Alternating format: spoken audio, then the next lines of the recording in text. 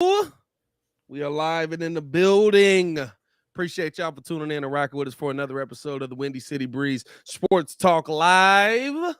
Normally we come in with the hype music and the excuse me, the banging sounds and all that. But after yesterday, it just didn't feel appropriate. Hope everybody who could enjoyed their weekend. But the weekend was not all good.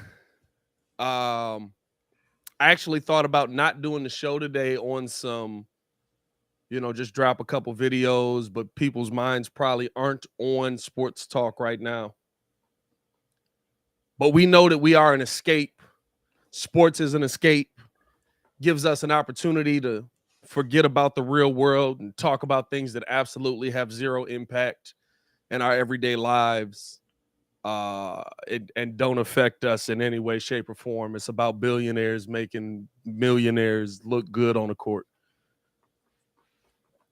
I was trying to think of something to say, but there's nothing you can really say after the tragedy that happened in Highland Park yesterday. That's gonna make anything better. It's gonna make everything all right. On the political sides of it, stand where you stand, but you got to be able to see something's wrong here. On the emotional side of it, lots of lives were changed yesterday on a day that's supposed to signify independence. So we'll be here from 11 to 1 today, and throughout the day we'll be dropping content to take your mind off of everything that happened yesterday. It's crazy to say that it all happened 10 miles from where I grew up in a spot that we always thought was the safe place, coming from where gun violence was very normal. We thought that spots like Highland Park, Lake Forest, all of that, they got money, they good. But you never know where it's going to go. But like I said, we're going to be here for some sports talk. We're going to be here to take y'all minds off it for at least 2 hours. We're going to keep it exciting. We're going to keep it love. We're going to keep it peaceful. We probably going to roast Ringo at some point. Roast. We appreciate all you guys for tuning in and rocking with us, man. Appreciate all the love. Let's get into a little bit of sports talk in this mug, man. Shout out to y'all for tuning in and rocking with us, man. We got a lot to get into today. Interesting topic when we're talking about the Chicago Bulls. Have they missed out in free agency? Also, we're going to break down whether they're going to be better next season. The KD news keeps on heating up. We got so much stuff coming to y'all. We appreciate y'all for tuning in and rocking with us, man. This is the Windy City Breeze Sports Talk Live.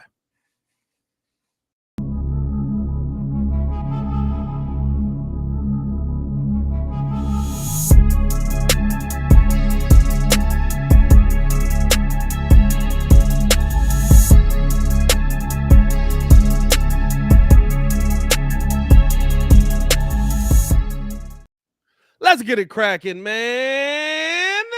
Shout out to Stefan the Don for being in the building. I believe Mr. Two Letters is on his way, so we're going to have him in the building as well. Shout out to y'all. Steph, how you feeling, my boy? Hey, man, I'm good. I ain't going to lie, man. I had a nice weekend. Yeah. I ain't gonna... What happened this weekend, bro? Huh? What happened this weekend? You came out teasing So basically, my boyfriend took me out. We did a little bit of shopping. Right. So then, I went and got some shoes, but we basically went and we finished off the custom. Okay. We finished off the custom. You got the ice on the screen. Hold on. We finished off the custom Stefan the Don chain. Hold on. Zoom in on that. Hold that one up. Gotta hold it up a little bit. Big ice out here. Finally got the ice out here. You feeling good out here now? You feeling good out here? Yeah, definitely. It was definitely cool though. We definitely went around to some stores. Hey, what y'all don't know is Ringo literally just dropped that picture of his new chain in our group chat and didn't say a word for an hour. And then came back and was like, I'm iced out. Caption it. The problem was we was on the move. we was on the board. So I dropped them. Mug was like, "You trying to go get some shoes?" I was like, "Dad." Bro, he had me dying. He said nothing and then came back with just like, I might stop playing with me. What? Like an hour went by, bro. Yeah, yeah. I was like, all right, relax. Like, nah, man, the weekend was decent for on our side, right? Like we end up doing a little barbecuing and stuff like that. Some of our cousins moved into a new spot down in Romeoville, went to a housewarming for them. So that's what's had up. myself a good time this weekend outside of all the crazy news up by my peoples and stuff like that. Yeah, I'm saying had to make sure they was all good, but it was a lot of it felt weird, right? Like it didn't feel like a 4th of July weekend. And I wonder if it's cause did anybody else get the storms last night? Yo, we did because I saw because somebody was definitely like it's a storm warning. I was like, okay, well the siren is going off. Yeah, So we got like the storm warnings last night, bro. I'm talking about lightning there's that. everywhere. Bro, I woke up, I'm like, good lord. I thought God was neutral when it came to Hey, country. bro. You know what I'm saying? Like he was trying to get in on the fireworks show. He's like, don't leave Exactly. me out Like, of y'all want some fireworks? I'm gonna show you what it here. is. All right, all right. Facts, bro. That mud came through. I was tweaking. I was like, okay, like that's a lot of lightning, bro. But yeah, man, let's get into a little bit of the sports talk, man. Shout out to everybody who pulled up and showed love, man. Topic starting off the show today. Have the Chicago Bulls missed out in free agency?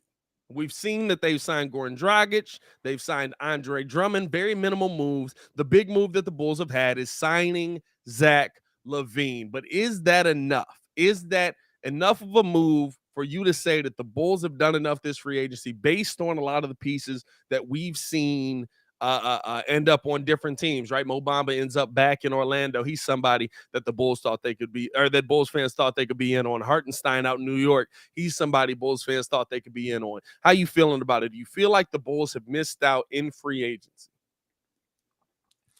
I'm gonna be honest with you. I'm gonna just say yes, and it's not because like any of the any of the big name free agents. I just think just because like the guys that those not the top tier guys, but the Mitchell Robinsons, and guys like that Yeah. the Bulls missed out on or let slide.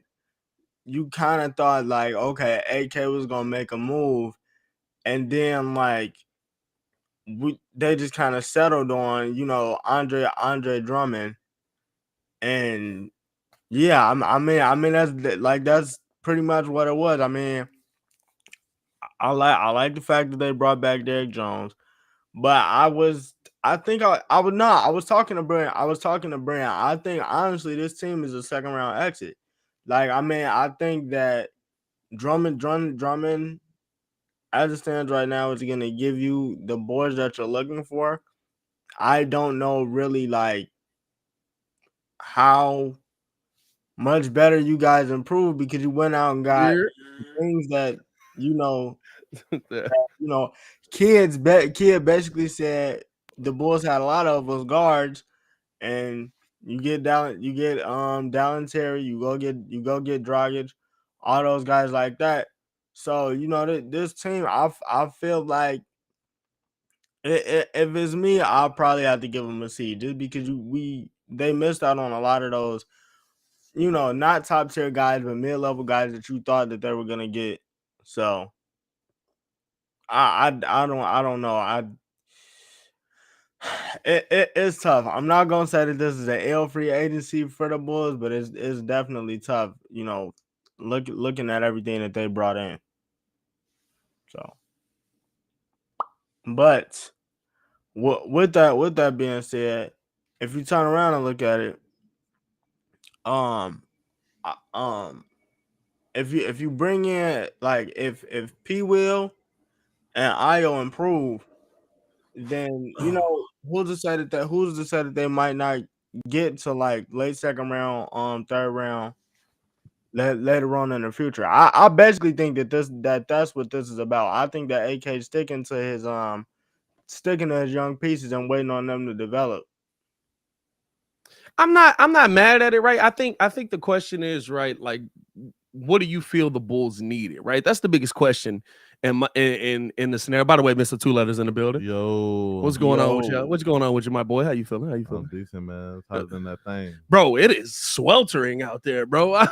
I am glad we're in the basement right now. I don't know if my African roots is gonna hold me down enough. You're not African enough for this, bro. Yeah, I don't know is that what you're saying? Yeah, you're not African enough for this? I don't know. I don't know. That 40% ain't working. That 40% is like, yo,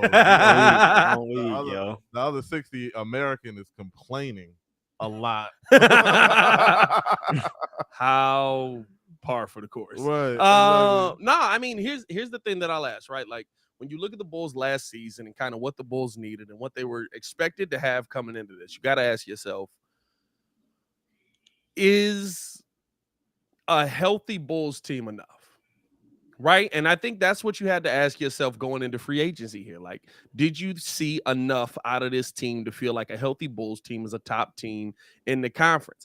I don't know if you did. I can't say one way or the other if you did. But for me, right, like, I think that Zach LaVine healthy adds a lot to your team. I think that Lonzo Ball healthy adds a lot to your team. A lot of the things that you came into this offseason looking for. I said there were 4 things that you came into this offseason looking for. To me, you had to find size, you had to find shooting, you had to find rebounding. But you have to ask yourself, are some of the issues that the Chicago Bulls had this season fixed just by being healthy? Shooting, I can say, can be fixed by the Bulls being healthy. Zach LaVine's a 40% three-point shooter almost. Lonzo Ball was a 40%, above 40% three-point shooter, right? Kobe White then doesn't have to do as much. He could be a bench role. Maybe he plays a little bit better. A lot of your starting lineup was a lot of your bench was in your starting lineup. So a lot of the guys you expected to be able to shoot off of the bench were now your shooters in the starting lineup. And the one thing that I had to continually ask is, are the Chicago Bulls, did they miss out on something that they didn't have last season if they were healthy? And I don't feel like there's a player that they missed out on that they didn't have last season if they were healthy. I don't think that there's a shooter out there that if the Bulls are healthy, they go get. And I'm not going to lie to you. Listen, I have more so concerns about Lonzo off of the Dragic signing, and we'll get to that as well. By the way, who's out here at ESPN trying to give him number 1? What are you doing, buddy? I have more concerns off of the Dragic signing on Lonzo's side, right? But if Dragic really is just coming here to be a backup piece that just kind of comes in and does his job, he shoots 40% or 36% from 3. He's like a 40+% three-point shooter from the corners. He's 40+% shooting on the spot up. You know what I'm saying? So, like, how old is he? And that's a solid backup, bro. 36. He's 36. But if all I need you to do is shoot and you can do that, the Bulls technically address shooting. And Andre Drummond, as much as Bulls fans want to go at Andre Drummond addresses size and rebound. Solid. He addresses size and rebounding, and the dudes you were gonna bring in were also gonna be backups. So you got to take that into account as well. Like, I feel like Muzz, like, he would have been a great starter. He'd have gave us 10 and 8, not off the bench. Right. Question: so if the Bulls were healthy, do you think the needs would be different? Like, if they played all of last year completely 100%, no injuries, are the needs different? Or do they play? I thought you said, are their knees going to be different? I was like, I hope so. That's better. No, but we want them healthy. Right. Are their needs different, or do they make different moves in free agency? I think I think the thing you have to take into account, right, is AK is going into this offseason trying to figure out, and I know y'all see me like adjusting stuff. We doing this on the fly. It's live. We're doing it live. Let's do it live. I don't have a camera crew in here. But no, right, when we're working on the model, the all-female Insta model, behind the scenes camera crew, but we still is that what we're working on? Yeah, that's what we're working on. Taking auditions, sliding in the DM. Is that what? We're taking auditions, slide in the DM. I want my wife to know that this was not a part of my plan.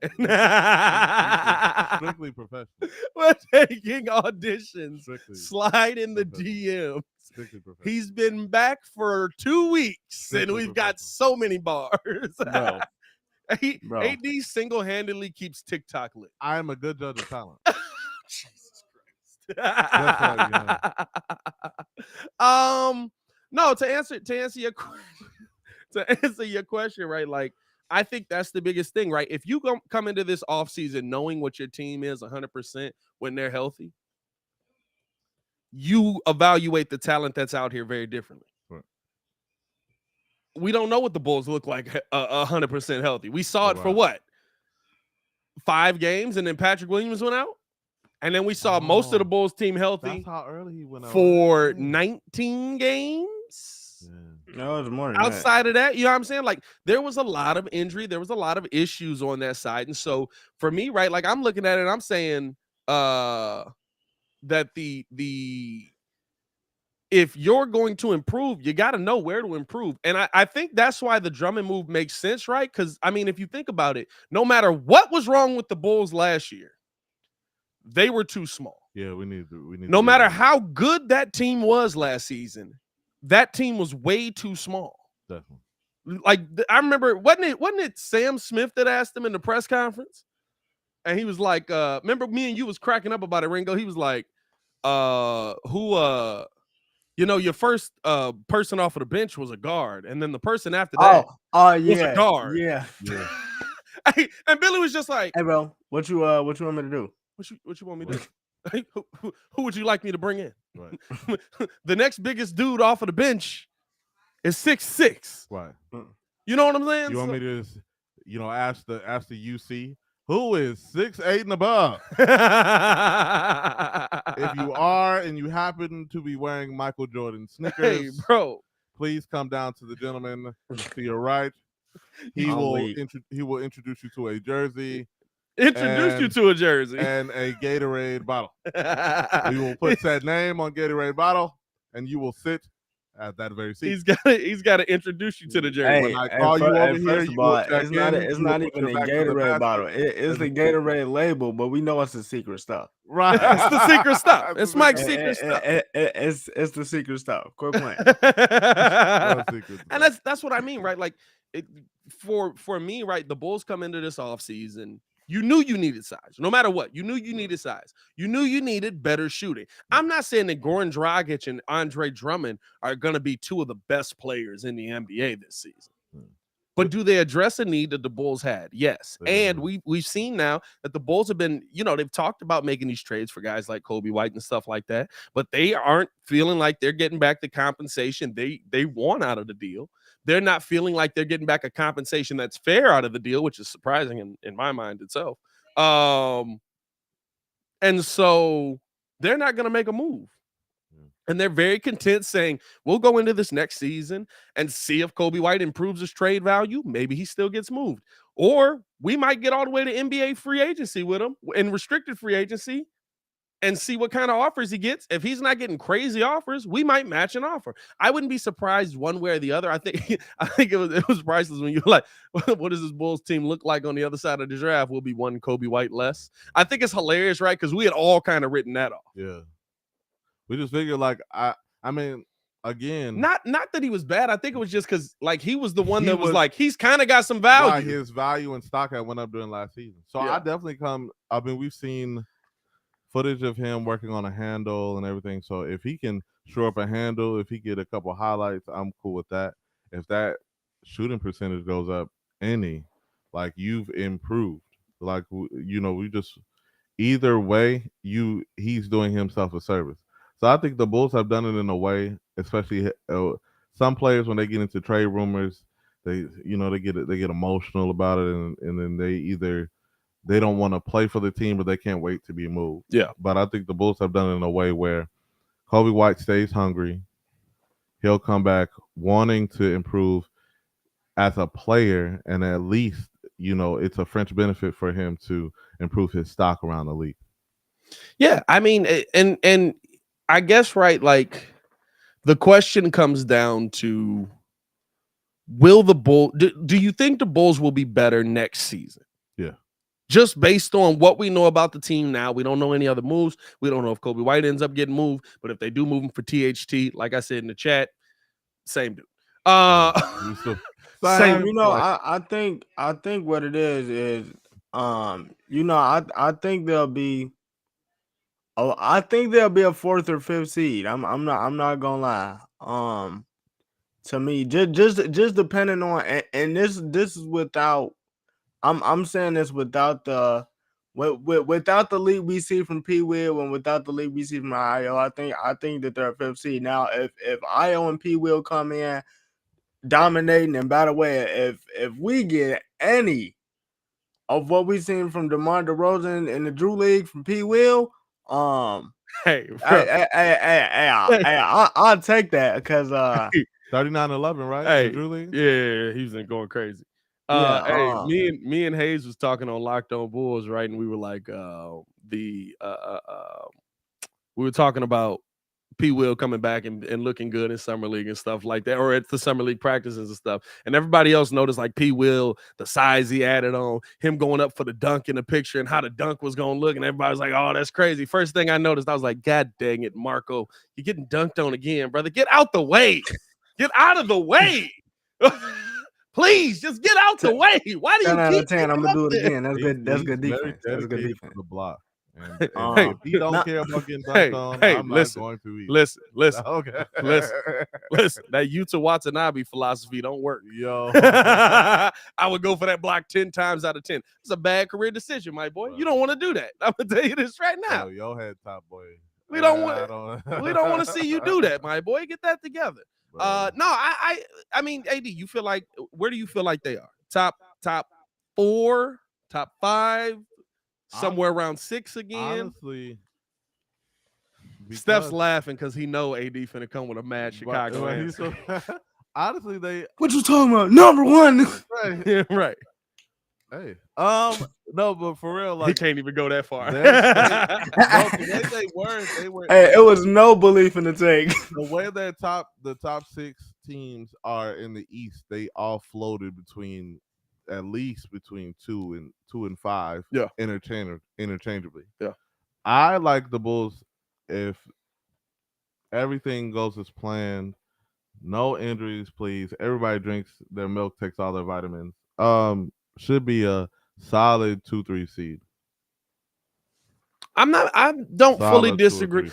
2 might be tough because I do think the East got better, and who knows where KD's gonna go, right? But I mean, Miami at 1, I wouldn't be surprised if we saw Miami at 1 again if they get KD. Yeah. Miami, Milwaukee. Hey, by the way, I got, but Steph was totally out on KD when I got. Hey, watch the parody accounts, bro. Like, Buddy he basically posted. Well, I sent it in the chat, didn't I? Oh yeah, where he posted a tweet. Yeah, you got me too. Where Buddy was like, KD bought Jordan's house, which was mind blowing to me because I'm like, bro, if somebody bought that, that means that you putting 8-9 million into it. No, because Jordan ain't renovated it since the last championship. But the thing is, that home is notoriously been on sale for like since '98. Yes, for a very, very that long house. Yeah, why don't nobody want to touch it? If nobody goes in there and it's just squats, I don't know. There must be an armed guard, bro. Because it's ridiculously overpriced for what it is now, right? Like it's in. I think it's in Lake Forest, right? It might be in Highland Park. I think it's in Lake Forest though. But bro, it's like $19 to $20 million for it. It hasn't been renovated or updated. Now it does still have it's got the championship court. I believe it has been maintained. So it's people like that live there that just maintain it. I think. Boy, it would be like. No, you can't do none of that. Like you just literally just going in there, dusting, clean, housekeeping.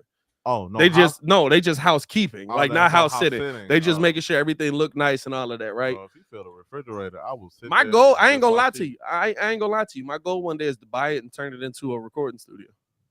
Okay. I want to buy that. I want to buy Jordan's house and turn it into a recording studio. And then we'll have tournaments. Like a whole bunch of we're using the court. Wait, time we're out. using the court. Is we keeping the court? Actually try to beat Pat. Like, We- it'll we be keep the disrespect. court. Like, because if I can hit him with a crossover, I'm going. Well, But get your legs together, hey. buddy. oh, we got Look the look at at the it. guy. Look at the calves on this guy. Got the hoochie daddies on. Oh, Jesus Christ. Oh yeah. The double XLs, that's the problem. It's that. But it's that time. We It's that time. Steph, like, what did I just get into? I- At least you're not Yo. here this time. We'll see you tonight. No, yeah, but I'm not there right now. Nah, one of my goals legit is to buy that crib and turn it into a recording studio Fun. with like not a recording studio, a creative studio, right? Where we can do a bunch of different things. And then rent the court out and all that stuff. It's got 6 championships on it, 6 rings. But that's a goal. And that's my long play goal. You know what I'm saying? Even if I'm finna die, I'm gonna get it. But no. Rabino said, tweeting when I'm 70, all these half dead followers.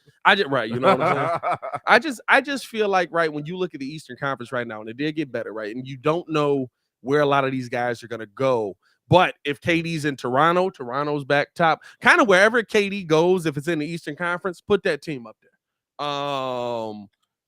I can see Miami back up there. Philly, I'm gonna be real with you, right? Like, if we're talking about bang for the buck, the Bulls have done a great job. Yeah. Dragic makes $3 million. Yeah. Drummond makes $3 million. Yeah. Him and Drummond basically have the exact same contract. $3 million and some change, player option year 2. I like how like hundreds of thousands of dollars is some change. And it's literally like 2-year deal. Oh no, Dragic is a 1-year deal, right? He's just on 1. He's 2.9. No, Dragic is a 1 year. And then no, my bad. Derrick Jones Jr. got the same deal as Drummond. But the Philadelphia 76ers went out and spent $33 million on PJ Tucker. It bang for your butt. Like, yep. I don't see the Sixers being a top. Yep. Hey, and for as much as we heard about, James Harden, I'm in the lab all summer. Didn't I just see him in a picture with Lil Baby yesterday? Hey. But Mugs be killing me because they be like, man, you don't know what you're talking about. Listen, I don't know. He said he's working on his body. Hey, look, and then here's the thing. I'm not one of them that's like, oh man, he's not in the gym 25-8. You know what I'm saying? Like, I don't expect Muzz to be in the gym 25-8. But what I will say is, if you really out here moving in silence, I need to see it in season. I don't want to see the workout videos. But the look of you back with Lil Baby is hilarious as well. Bro. The other thing to me, right? Like, who's the other team? Right, like the Knicks to me, same spot. The New York Knicks. 39 wins. I got them right back at 39 wins. Must think they improved by going out to get Jalen Brunson, but the problem is, like, yeah, you got a better player, but now Quickly's back on the bench. Is he going to accept that role? Is he going to fit with that role? RJ Barrett, how's that working for you? That's still a question mark. I got 35 wins. Nice defense. You know what I'm saying? I could see Julius Randle maybe getting a little bit better, but I don't see him being like Jalen Brunson has to be your star. Unless I got 35 wins. That's the thing. Jalen Brunson has to be your star. Oh, he definitely is. They paid him all that money. Well, I mean, he ain't get too much more than Lonzo did per year, but I mean, like, it's gonna be really. He got to be your star. Really, like, it's gonna that's be the thing. If Jalen Brunson and Tibbs, their relationship has to be good. If there's any doubt from either one, it's not gonna work. If he can't look at Tibbs and be like, okay, cool, I'm gonna trust what he's calling, I'm gonna go do what it does. But he seems like the person. I mean, he was listening to Rick Carlisle for all that time, and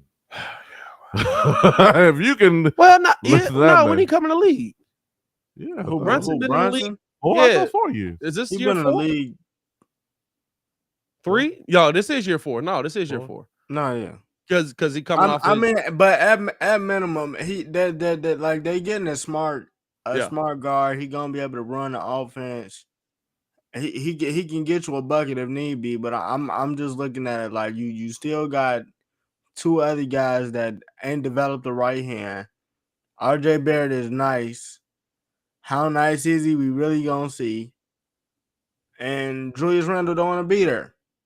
That's the other thing too. Wow. Julius So, Randle doesn't want to be there. So 35 wins. that's going to be a Ain't completely nowhere to interesting. go for him. Yeah, no, you There's get to make nowhere to you go. get to make no demands. There's But no, that's going to be a completely interesting dynamic to see how the Knicks are going to be. But I think they win 39 games again. The Hawks might get better. Did they keep Taj? Who cares? I thought they dropped him. I thought they may have dropped him when he was on the chopping block. We don't want Taj back. I'm not saying we want Taj. I'm saying the way Tibbs is, he's always going to play a former player. So I'm like, they have Cam Reddish sitting. They have Quigley sitting. Yeah. Like, so how's that starting lineup going to look? Brunson will always put Derek and Taj in there. At a minimum, right? Brunson and Randall.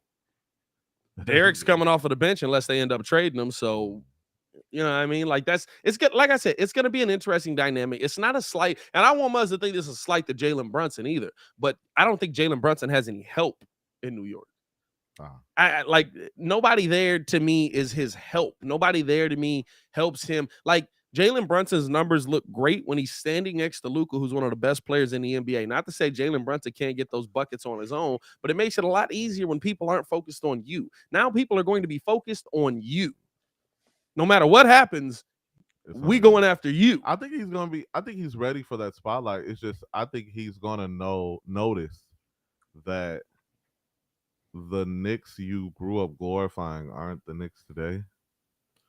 1, 2, I think that organization is ran very different than Dallas, and he's going to have to adjust to that. That's going to be the biggest thing. It's like, okay, how are they moving? And you, like I said, you may have it's going to be a stark difference. It's New York. Oh yeah, it's going to be a huge difference. See, shout out to the Coldest for the super chat, man. Andre Drummond is a poor man's Gobert. I like it. Not a bad take. Not a bad take. Very poor, man. But $37 million poor. But not a bad take. You still got $3 million in the pocket. I'm not gonna lie though. I mean, like I'm with you on that, AD. Like, oh yeah, the only difference is I feel like right now we did forget about Milwaukee real quick. As somebody said, we did in the standings, like Milwaukee's gonna be Milwaukee, Miami, and us. Miami, Milwaukee probably flip around. Boston got better. Yeah, I'll give Boston got better. Adding Malcolm Brogdon is getting the thing with that is Malcolm Brogdon gonna stay healthy. You said what, Ringo? Is Malcolm Brogdon gonna stay healthy? That's the problem. That's definitely the problem, but I think he's off of the bench. I would probably put the Bulls 4 right now behind those 3. I would say Milwaukee. I would start him. Brogdon, I'm not gonna lie. I would bring Brogdon off of the bench because of that. Does he know that? No, this is the thing. Here's the issue, right? Like, you don't know if he's going to be healthy. It's fine with him starting as a point guard, right? But you don't know if he's going to be healthy. At a minimum, I know Marcus Smart's durable. He's going to be out there. You bring him off of the bench, he's able to move the ball a little bit better. You might even get an interesting dynamic between him and either Tatum or Brown that you can kind of run interchangeably. I hope Brogdon Smart to me together quickly. Smart to me makes more of an impact defensively in the starting lineup, but Brogdon's better offensive. Brogdon's a better offensive player in the starting lineup. So it's kind of about where you want to go with that. Who do you want to attack more? And I think in the situation as well, like if you don't know he's going to be healthy, you don't know he's going to be out there, you kind of have to leave the guy that's been there. And the 1 year that he started, you went to an NBA Finals in the game. Now, granted, he got 40 dropped on his head every series, but he was getting 40 dropped on his head before that. Hey, we still waiting to see the why. still waiting to see the why. I'm still waiting to see the why. But I mean, like back to that Jalen Brunson point real quick though. I mean, like it's definitely gonna be night and day. I think he's gonna realize when I say real quick that like he was playing next to Luka and that afforded him a lot of opportunities. Yeah, I think he's gonna realize that, but. Also, like I'm just not messing with their organization as a whole. Like, I don't forget to James Dolan is as hands off as Michael Jordan is right now with the Hornets. Only in the parts that matter the most, though. Yeah, I'm saying like he's very hands on in times where it's like, hey, Thibs wants to make a decision. Wait a minute, we can't be doing that now. Hold on now, brother. Like, come on, bro. Like, so I mean, like, he never around. He never around. So it's just like like Kid says, right? That's a conglomerate group, so it's a bunch of them. But like the Knicks aren't even a factor to me. The Knicks will be lucky if they make the play-in. Like you paid $100 million for a dude, and you might make the play. And that's what I mean, right? With the Bulls and stuff. When people were like upset that the Bulls didn't go into the luxury tax and stuff like that, let's go into the luxury tax for things that matter. You know what I'm saying? I think, and the thing for me with the Bulls is that you knew coming into this offseason you weren't going to do a lot. And that you're a better team than you showed at the end of that season when you're fully healthy. What does Patrick Williams taking a step look like in that situation? What does Ayo Dosunmu taking a step look like in that situation? And honestly, it's really a full circle thing. I don't think here in Chicago we have to worry about it much because the Bulls are so in demand, and honestly, the fan base that is happy that we're good. Yeah. So locally, it's like the fans will always do their part. They're going to show up to games. They're going to buy tickets. They're going to buy concessions, all of this. And they're going to definitely buy merch. It's going to be Bulls, C-Red everywhere, that type of thing. So, like, when we're talking about spending money, the Bulls are really looking to put a good product on the floor. And we saw that last year. Like I said, injury bug. But honestly, when we talk about the luxury tax, that tells me you're spending money. Does that mean somebody made a comment? Who made that comment? It's like, let me see if I can find it. Nazir, shout out to you in the chat, Nazir. He said activity doesn't equate to improving just because a team was active this offseason doesn't make them better. Right. Just active. And I think we've seen a lot of teams that have been active. Right. I don't think the Knicks got better, but I think it's because of the team they had already built. I think you needed so much more before you went and paid Jalen Brunson. And it's true too. Like some teams had, we group these teams. Like there are teams that had to make a move, whether it made sense or not. Like they just have to because. Well, that's the OKC, right? Because you have to make a move because. Shout out to Lou Dort.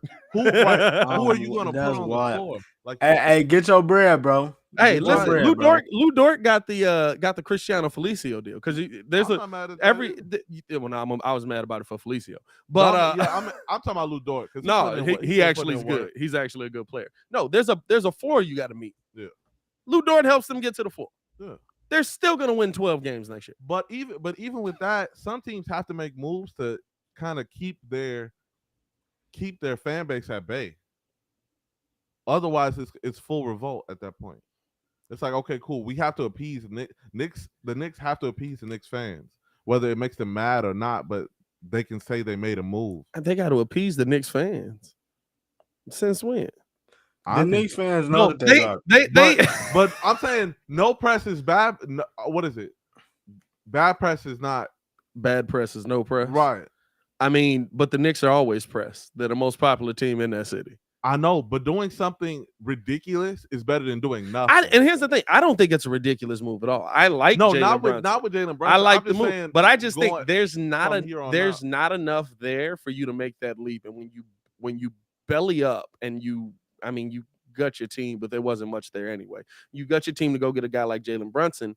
That's fine if you're starting things, but by the time you're actually going to be good, unless you feel you're going to have this miraculous turnaround, which they could, right? Which all of a sudden, like Thibs got them going again. Everybody's bought in, blah, blah, blah, which is the biggest issue that they're going to have. If you feel like you can get that done, then yeah, the Knicks are back in the playoffs. Julius Randle's bought back in. Jalen Brunson adds to it. Evan Fournier's knocking down shots 2 out of 3 games instead of 1 out of 3. If those young guys with the Knicks don't get heavy minutes, they're doing themselves a disservice. Are they all young guys now? No, Quickly, Barrett. Randall's the oldest one. But that's what I'm saying. Quickly, Barrett, Cam need to be there. Need to be in there, and then they need to figure the rest out. And I mean, like you think about the teams in the East right now. Like who got better? Like to me, the Knicks stayed the same. Like I said, Atlanta got better. Did they? That's my question. I love DeJounte Murray. I love DeJounte Murray, but does he hide do him and Trae Young accentuate each other's weaknesses enough for that to work? DeJounte don't play defense? Oh, DeJounte's a great defender. Oh, okay. He's a great no, defender. no. But Trey's that bad. DeJounte is that dude. But Trey's that bad, right? That he's got to. And what is DeJounte? 6'5"? 6'4". 6'4"? 6'4". Is he that small? Yep, 6'4". That's a small So with that, right? No, but I like it, but my issue with it is, and 6'4", 6'10" wingspan, but yes, I told Pat this. How quickly is Trae Young gonna be able to learn how to play off the ball? And I think he has to. And who's gonna have the ball in their hands in that situation? Because the thing that I like with them on the pick and roll now is now you have two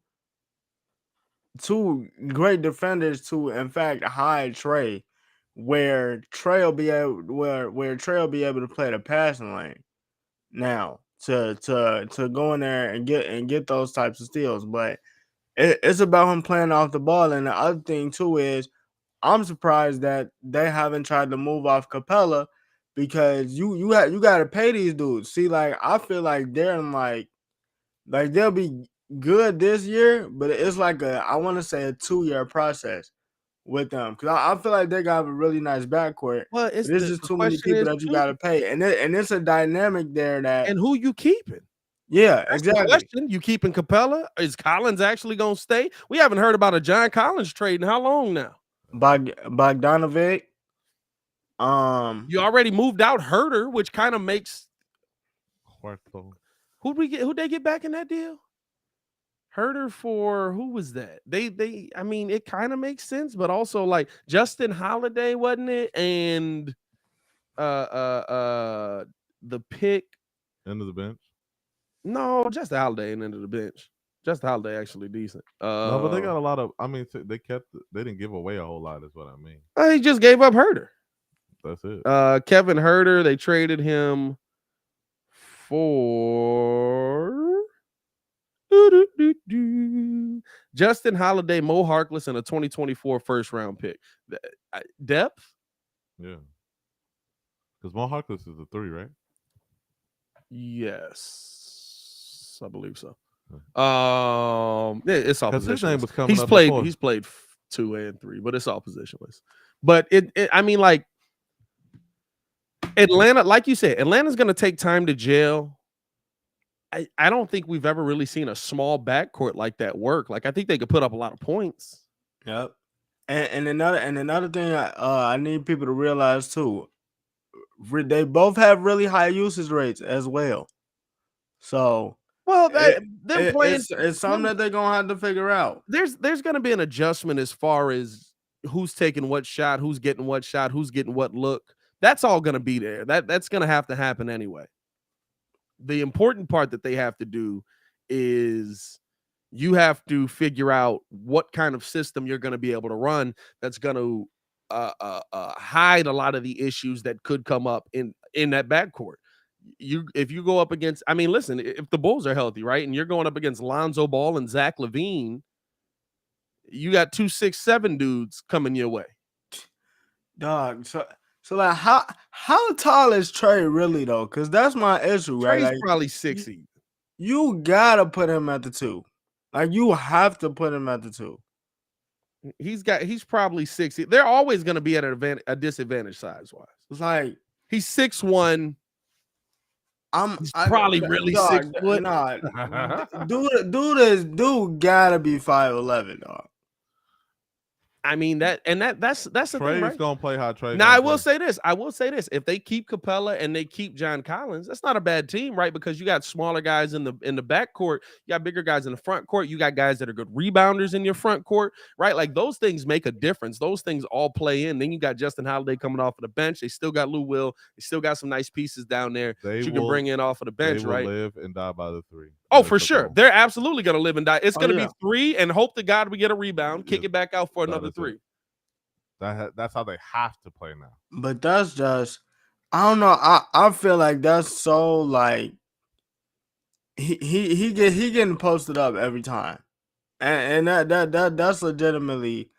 But that's every game. I feel like they have to get it where it's like you need at least 2, 6, 7 dudes coming off the wing. yeah, but Just to like help this do it.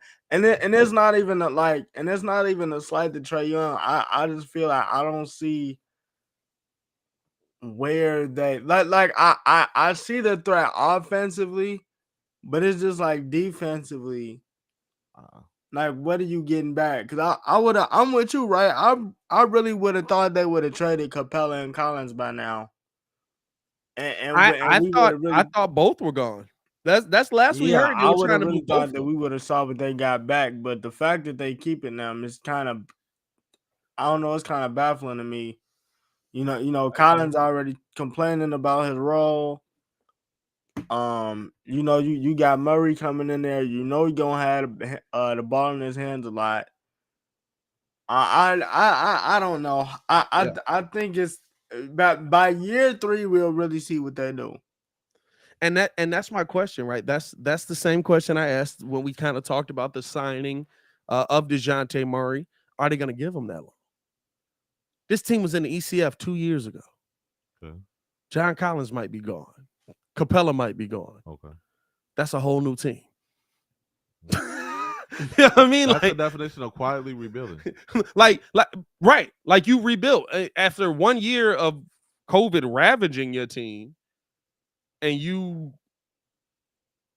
still did they make the play-in? Didn't they make the play-in? Still making the play-in. Didn't they make the playoffs? They made the play-in. Did they make the playoffs? They made the they made the playoffs. They made the playoffs. Yeah. They was in the play-in, beat the 2 teams and beat the 2 teams and made the playoffs, and you completely are trying to change how that team's looking. Now, granted, right? If I can get DeJounte Murray for a bag of balls, some dirty socks, and a stick of bubble gum, I'm gonna make that move too. Double bubble in here. Hubba Bubba Max. Big League Chew. Big League Chew. I don't know if I'm doing it for the Big League Chew. You gotta buy a little more expensive bubble gum than that for me, my boy. By the way, if you guys are in here right now, man, hit that like button, subscribe to the page. We appreciate y'all for tuning in and rocking with us, man. It's the only channel talking Chicago sports. How Chicago talk. So make sure that you get in tune with us, man. When we talking about teams getting better, right? There's still some moves that can be made. There's still, of course, KD. Where the heck's he going to end up? Is Kyrie on the Lakers? We're going to get into all that, coming up and stuff like that. But the Bulls still possibly have some moves on the table that they could make. And so because of that, I ask y'all this question, and I asked the chat this question. I put my point out there in the video when I talked about the Bulls signing Dragic, my fears on it. Do you feel like the signing of Goran Dragic spells the end of Kobe White's time as a Chicago Bull if they can find the right trade package? Or does it mean more about Lonzo Ball's injury status? I understand we saw the video of him doing one-legged runners. That means nothing. His problem wasn't that he couldn't move. His problem that he couldn't ramp up to game speed. It's what it is. It's insurance. This is Goran. It's Goran Dragic. It don't matter. He got dunked on. He's still it's Gogi. He's there because they attempted to, in air quotes, rush or ramp up Zoe before, and it didn't work well. I don't know if it was a rush. You have to take your time on the back end. I think it's a rush. Like I think in hindsight they will feel like they rushed, but hindsight is 20/20. But it was supposed to be a 3 to 6 month or it was supposed to be a 6 to 8 week recovery time off the surgery. But honestly, that's not going off hit. He had never been injured like that before. He's been injured like that multiple times. It was the same surgery he had before, but on a different leg, right? No, same knee.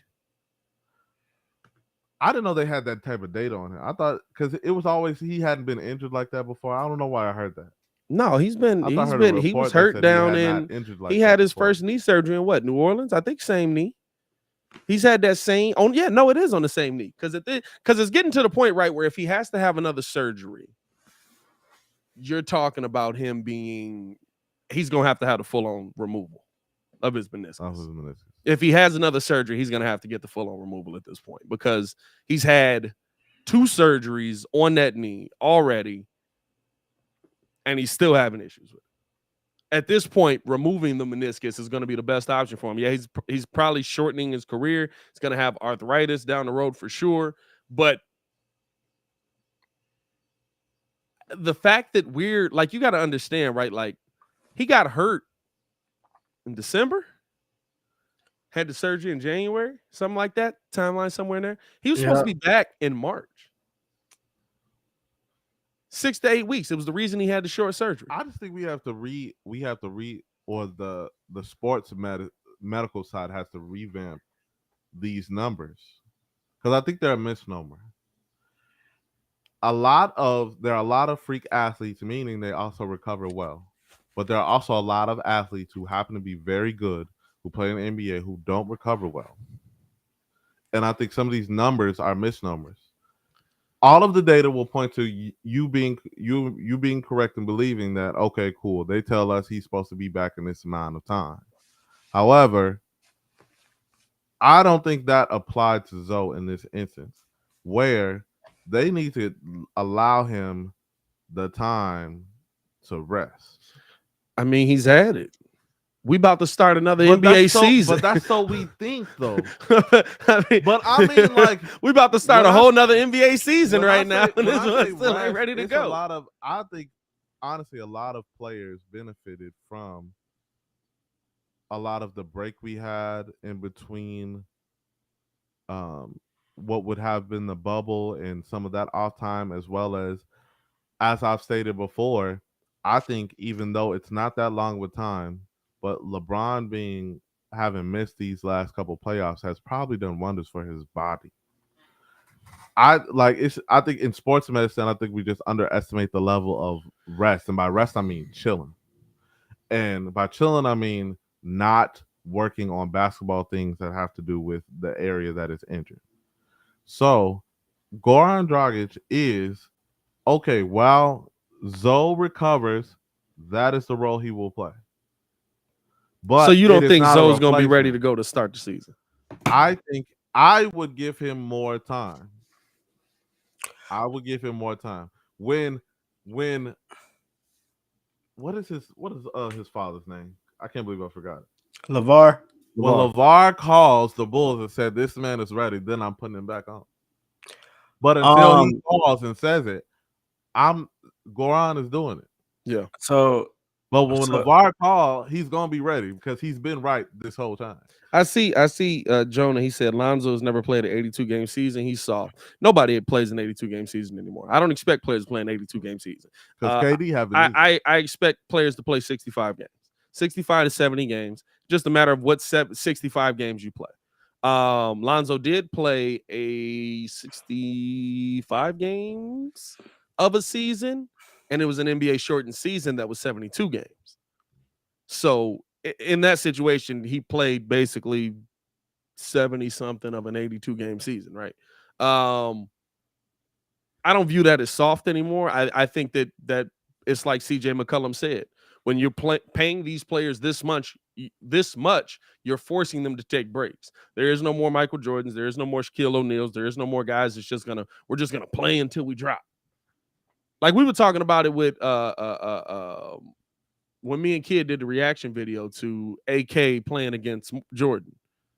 And you don't think about the fact that like the World Championship Chicago Bulls were playing a full 48-minute game versus a foreign team to try and grow the game, and like it meant nothing and it did nothing for them one way or the other except increase. Like they had won 5 championships at this point. Yeah. So like it's just different now. It's a different world. It's a different league, whether you like it or not. If you don't like it, I don't know. Go watch football. Which I'm gonna watch that too. But it's not realistic anymore to think that he didn't play 82 games. You probably could count. I'd bet there's less than 100 players in the NBA right now that play 82 games. But also, I think it's a very, you can see it now. It's a very high concerted effort on the NBA's part not to clear out and give the NFL their space. So the NBA has carved out their part or portion of their 365 days where they get us as an audience, and then they don't want to bump into the portion of those 13 weeks plus of football. But the NBA would benefit from spacing out some of these games a little further. I mean, how far are we gonna space them? What you want? 2 days? What you want? The WNBA schedule? That's awful. That's awful. I love the WNBA. That schedule's awful. WNBA schedule. The Sky played what? The Sky played Saturday.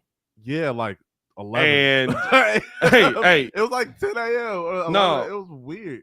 But this is the thing, right? Like, they don't play again till tomorrow. Hey, no, 4 days rest too. That's a lot. That's a lot of days in between. Yeah, I'm saying, like, they also don't have chartered flights, so it's a reason. When they but you know what though, they gotta wait at the gate like we wait at the gate. Listen, yeah, you gotta wait 2-3 days before you play. That's again. On Kathy Engelberg. Nah, yeah, it's a lot on her though. It's $10,000 to charter a flight. Yeah, it's a lot on Shorty. That's going to. And if you work out how many games is it? Is it a 52 game season for them? What is it? Something like that. Something 52. Like that. It's definitely not that long. It's way too long. That joint is like 24. Like 2 weeks. You said what? And that joint is like 24, ain't it? No, they regular season ain't that short. God, I know I'm not twinking. I think they have one or two tournaments in season, and then I know All-Star break is in a couple weeks. WNBA regular 36. Yeah, I knew it was. I was closer to meeting you, but anyway, actually not. But still no, but yeah, whatever. No, but I just look at it right, and I say, it's not about spacing it out. Like, at some point, players got to play as well.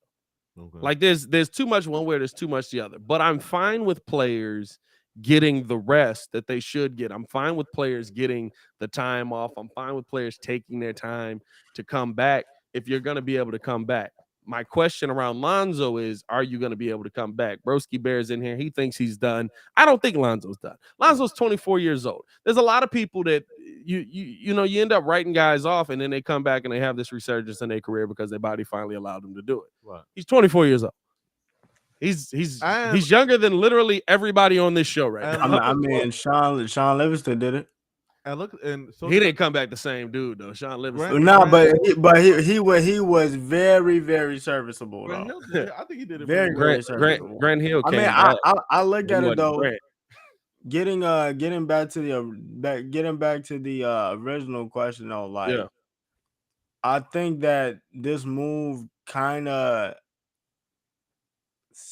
signals both in a way, because like, okay, like if Lonzo does come back healthy, like we could totally like move off Kobe, but at the same time, if he doesn't come back healthy, Dragic is very, very serviceable to the point that even if you do need him to start and get buckets for you, you know he can do that. He can absolutely do that. So I think it's a matter of, I think Kobe will probably be on the roster until, you know, probably the All-Star break. Worst case scenario, but I do believe that if Lonzo can't go, this may be a long-term move. For the Bulls, which I'm technically not mad at, because Dragic will be able to get you into your offense, score some buckets, and he'll be able to know where everybody needs to be. So at minimum, you definitely got to steal, and you got to think about it. AK has been trying to get dude, you know, since last year, since he got bought out and everybody thought he was going to Miami. So that's another thing that you also got to take into account as well. Yeah, there's a lot of moves around the league that are interesting, dog. I'm not like, I think it's like I said earlier, bro. Like, when you talk about bang for your buck players, like, you got a dude in Drummond that can come in and give you 10 and 8 off of the bench. He's gonna play solid defense inside. He's gonna be fine in the pick and roll. I for some reason there's this shadig out there that like Andre Drummond is an awful pick and roll guy. And the numbers would tell you that you're wrong.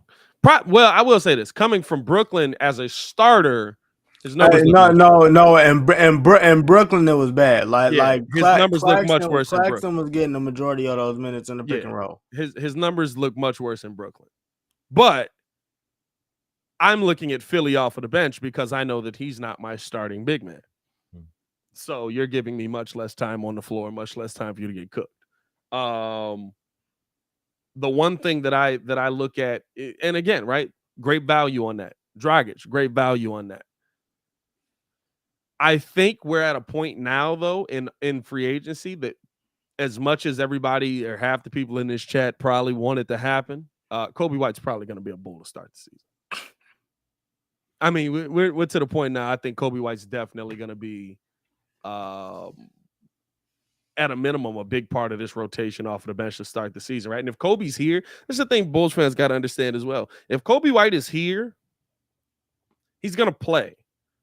And in the beginning of the season, he's going to play quite a lot. I can't guarantee towards the end of the season, but there's one thing that the Chicago Bulls do.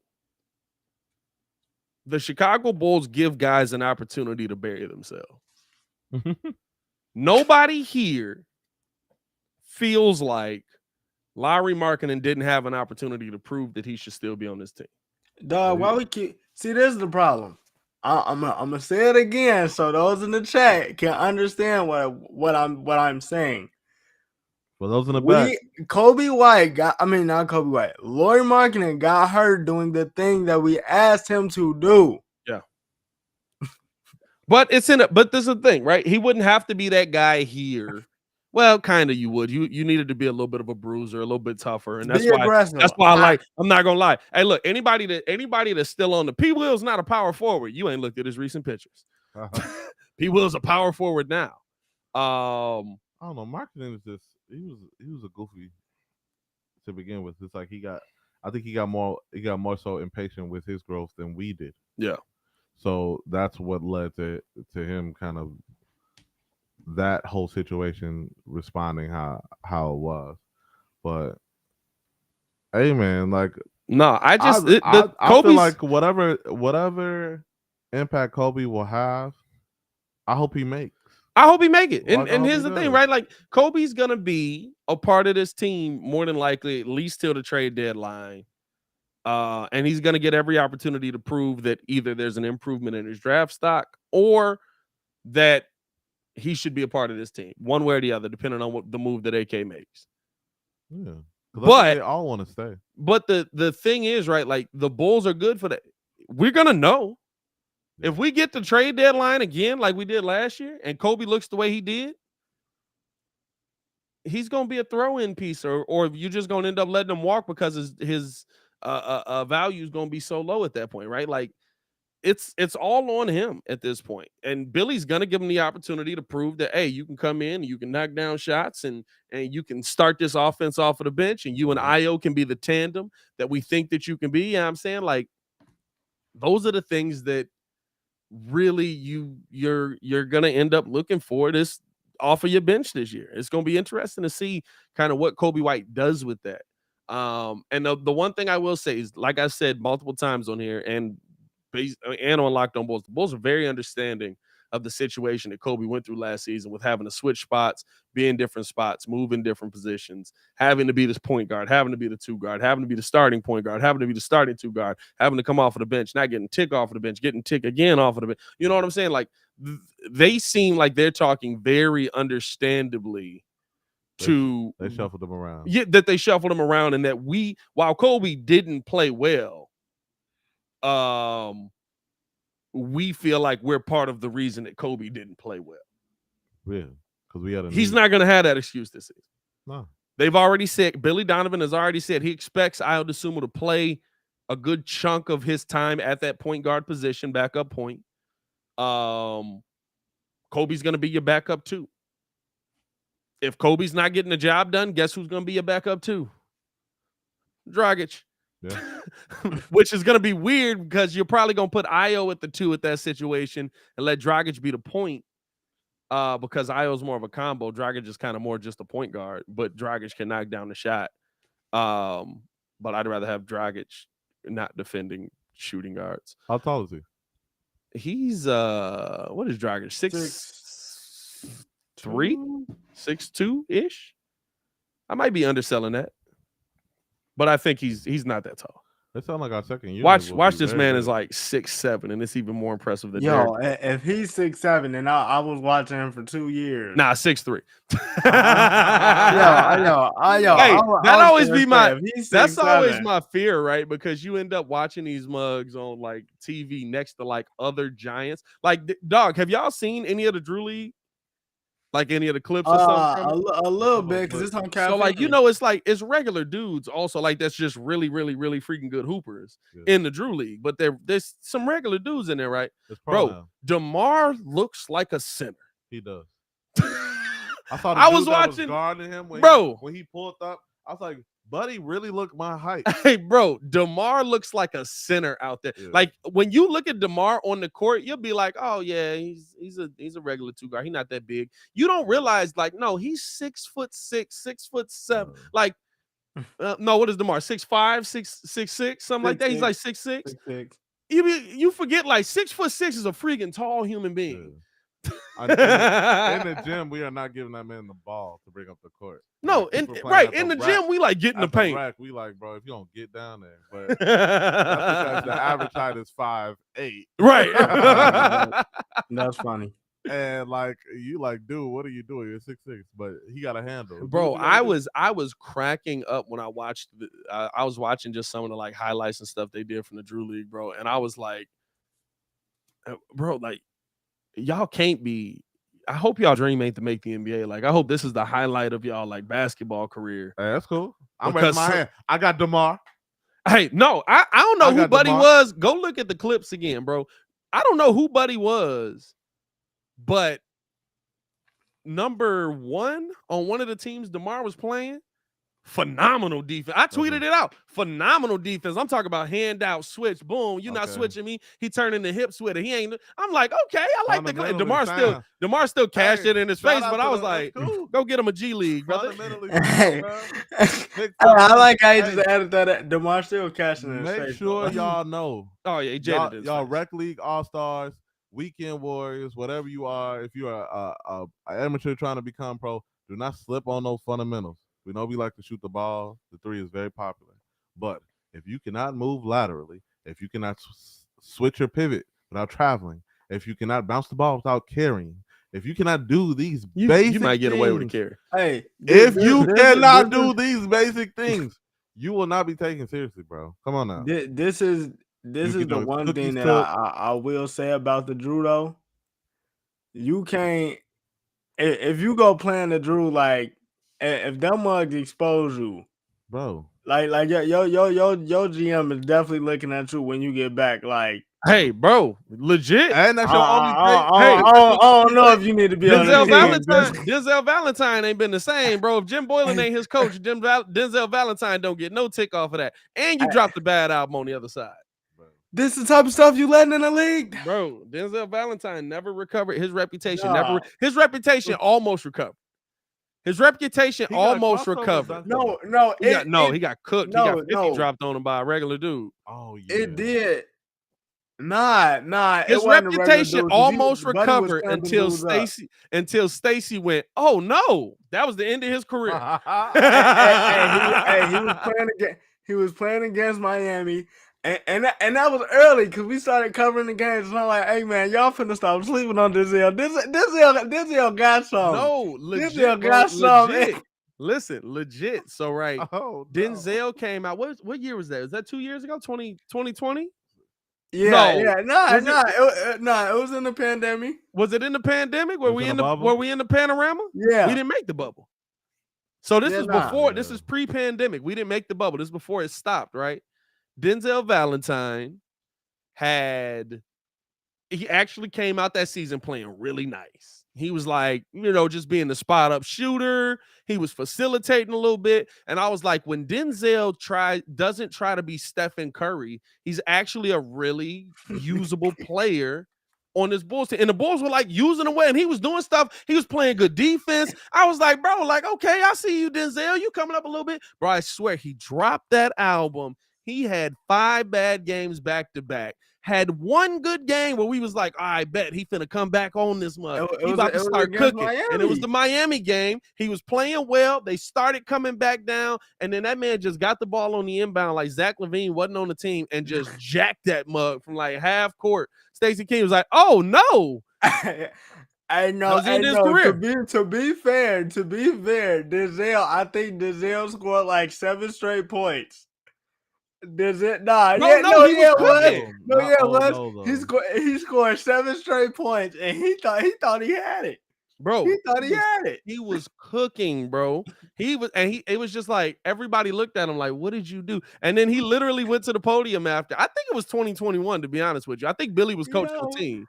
He literally came back after, and he was like, "I just got caught up in the moment." In the moment, brother, you in the NBA, my dog. Hey, bro. Hey, Kid said, shout out the Kid in the chat, man. He said that was a heat check. Hey, you can't heat check for the game winner, though, my boy. You can't heat check for the game. That's exactly what it was. Hey, bro, that's exactly what it was, bro. He dropped like 3 straight threes in a row. He was cooking, bro. But you can't heat check for the game winner, bro. Yeah, bro, it's the fact that you tried to heat check and airball. I wouldn't have been mad at him taking the shot, but it just was an awful shot. Like he just crossed half court, jacked that mug, and called it a day. I was like, oh God. Oh, that's when okay, cool. I'm sorry, that just blew because I just clicked. That was when the game was really close, right? And then we could have won. Yeah, right. We could have won the game if we had knocked down that shot. Down on some Carlton Banks type stuff. And tried to shoot the jump. Yes, bro. Stacey was like, "Oh no, bro!" Because the whole week we was just asking each other, "Hey, bro, you listen to the album yet?" I ain't listened to the album, bro. I'm sorry, y'all probably literally saw the light bulb go off above my head because I remember this dude. That album was literal doo-doo water. That album was so bad, bro. He was trying to be like a mix of G Herbo and T Grizzly, and it came out looking like that episode of the Powerpuff Girls when they tried to make themselves a sister. Like that mess was Stacey ended his career. Stacey ended his career. Who's got the meme of Carlton Banks trying to shoot that when he shot that jumper, bro? He took the ball from Will. Bro, yeah. When he shot that jumper, like Stacey ended that man's career, bro. And he had all his hopes and wishes. Like literally all like wound up in the one shot. And his one wish was to make that shot. Please go in. And then the Disney magic started to try to like will it in, and it didn't work. It didn't work.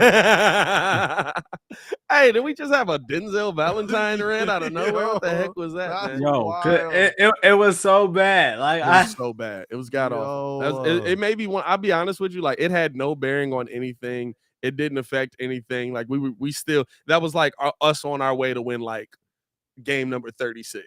So like we had no shot anyway. But dog, when I tell you that may be one of the worst shots I've ever seen in my life. That's up there with who took a bad playoff shot this year? Wasn't that this year? Somebody took a very ill-advised shot. I don't know. Not the Jimmy Butler one. The Jimmy Butler one. It wasn't a lot of close. It wasn't a lot of close games. That one by Boston was the one that was blown in the last 2 minutes, but everything else was a blowout from the second quarter. Hey, he got the link. Hey, Kid sent me the link to the video. Hey, hold up. I ain't gonna play the video. I ain't gonna lie to you. But the look on his face is so Carlton Banks, bro. Bro, for real. His hopes and dreams. Dog, the name of the video is Denzel Valentine's Awful Heat Check. Yo. Hey, wow. Oh, that's because he did. We thought we was back. We did gas him. Because he hit them two threes, but right? He was playing well. He was playing very well. He was decent. Somebody he was decent. Yo, hold on. Did you ever watch? What is that? Did you watch the doc on? I don't know if it's 30 for 30 on the Malice in the Palace. And dog, and Steven Jackson talked about how this trash was a 5-point game. Ran up to told told Ron Artest, "Oh, you can go get your lick back." That's the same thing. You do not gas your man who had a decent game. If he having a decent Here go the game, call. Here go the call. This is what ended Denzel's career. Less than a minute to go. No. Oh my goodness, Valentine! Oh no! That is not the shot at that moment. Horrible shot. No, Bro, it's just Adam saying Bro. that's not the shot. Adam Levine. Oh Oh no! my God, Please, bro. Adam makes these It's words, Adam bro. saying that's not the shot. Bro, Dude. it was so bad, bro. I would not have done that, sir. That was so bad. That was funny, bro. All the moisture in the room just was like, any numbers you got the night before, don't call me. Block. Hey. You just shot that shot? Yeah. Hey, Okay, yeah. it was station. No. No. No. Hey, before he takes it, but y'all can't see. It's before he takes it. Adam Amin's inflection of Denzel Valentine. He hadn't Dog, shot the dog, ball I'm- yet. I'm telling you, bro. Now go back and watch it again, bro. It's That's not the shot. Oh my Bro. God, bro. He hadn't shot the ball yet when he did that. Denzel Valentine. Exclamation. Hey man, let's keep it pushing, man. We got a lot to get on the national side, man. I don't know how we got down to Denzel Valentine rant, bro. That is hilarious. cool. Look out, Batman. There's the Joker. Hey, bro. Oh, hey man, we appreciate y'all for tuning in and showing us love, man. If y'all want to show a little more support to the show, you can cop some Breeze merch by checking the link in the description below. You see Stefan the Don's got that mug right there, little Windy City Bulls merch right there. Shout out to my boy. He's got the SDD chain on as well. Yeah, I mean, he feeling drippy out here. Bling, bling. Yeah, Every man. time I come up on a Breeze, Bling, bling. Yeah, man. He feeling drippy out here with the SDD. Yeah, man. Y'all come up with your own initials on that. Write your own joke there. But nah, man, we appreciate y'all for showing love to the channel as y'all do, man. Also, want to let y'all know the show is also brought to you by Cash App. You can do anything with Cash App. Make sure that you subscribe with Cash App as well by checking our link in the description below. You can sign up and get a little bit of scratch in your pocket, and you help your boys out over here, man. Right. Appreciate y'all for Shout out tuning to in Cash App. and showing love, man. Right. Cash App showing love to the show, man. Also, you could just Cash App me some money at Pat the Designer. It's all good. If y'all want to buy me lunch or something. Cash App, Cash App. Put the Cash App. Cash me outside. How about that? Here's an interesting topic, right? And for me and Steph, this hits a little harder. Maybe kids in the chat as well. For AD, it's not going to hit as hard because he's not a gamer. Oh. But I got a question for y'all.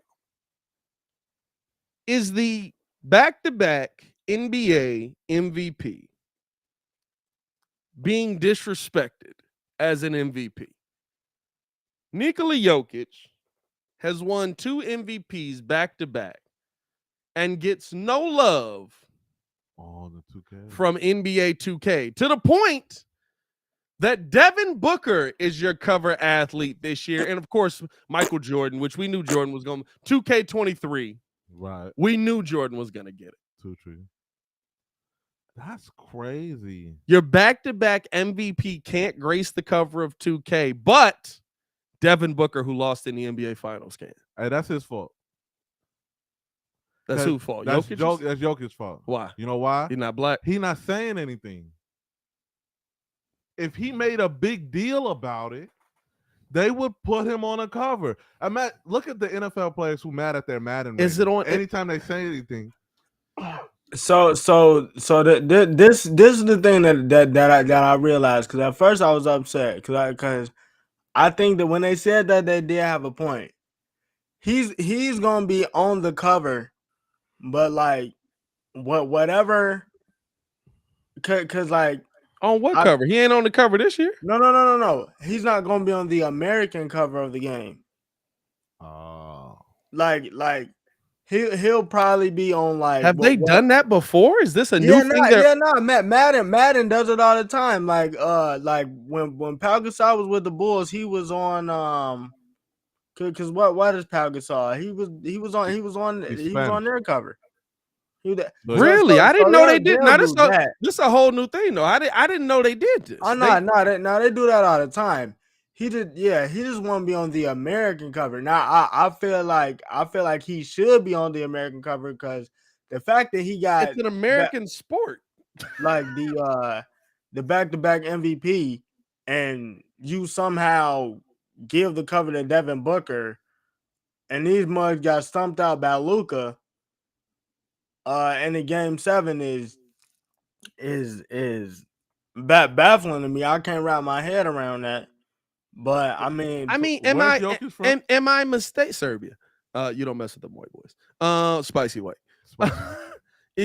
Am I mistaken? Yeah, Steve-O. Yeah, Steve-O. Exactly. Ben Simmons was on the cover for Australia.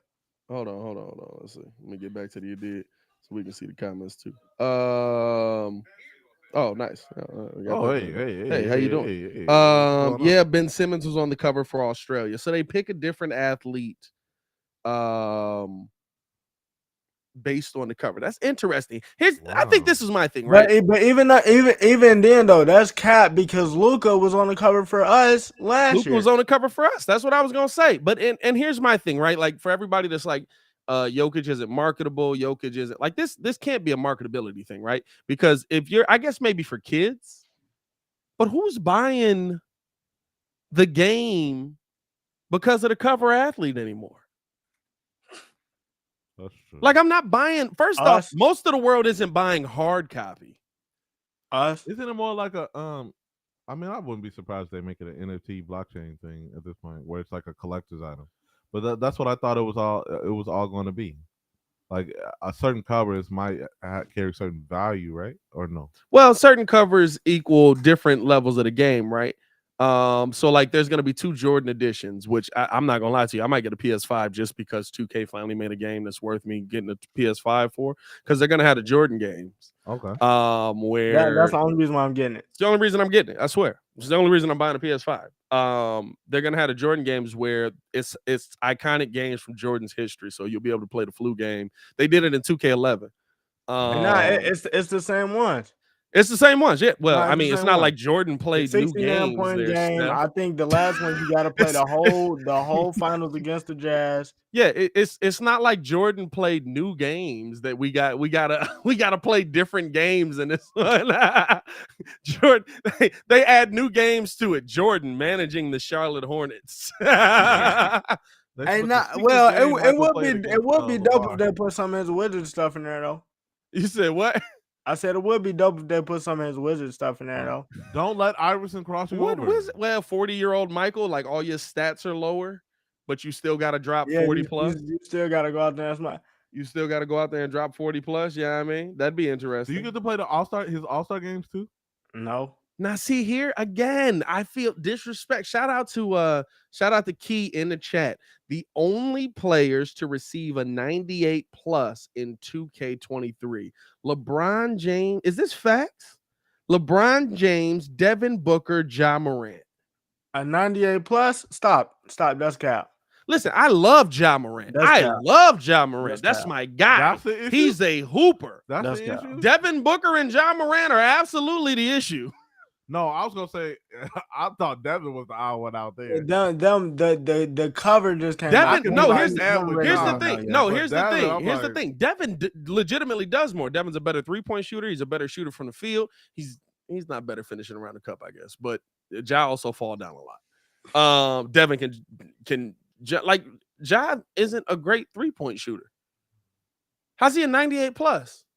Like what stat even that out? No, that's cap. LeBron makes sense because he does everything. Yeah.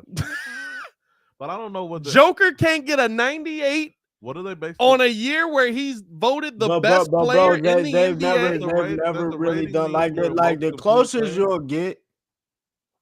The closest you'll get to like a 99 or 98 is 90. They'll max you out at a 97. Oh wow! What did D Rose have?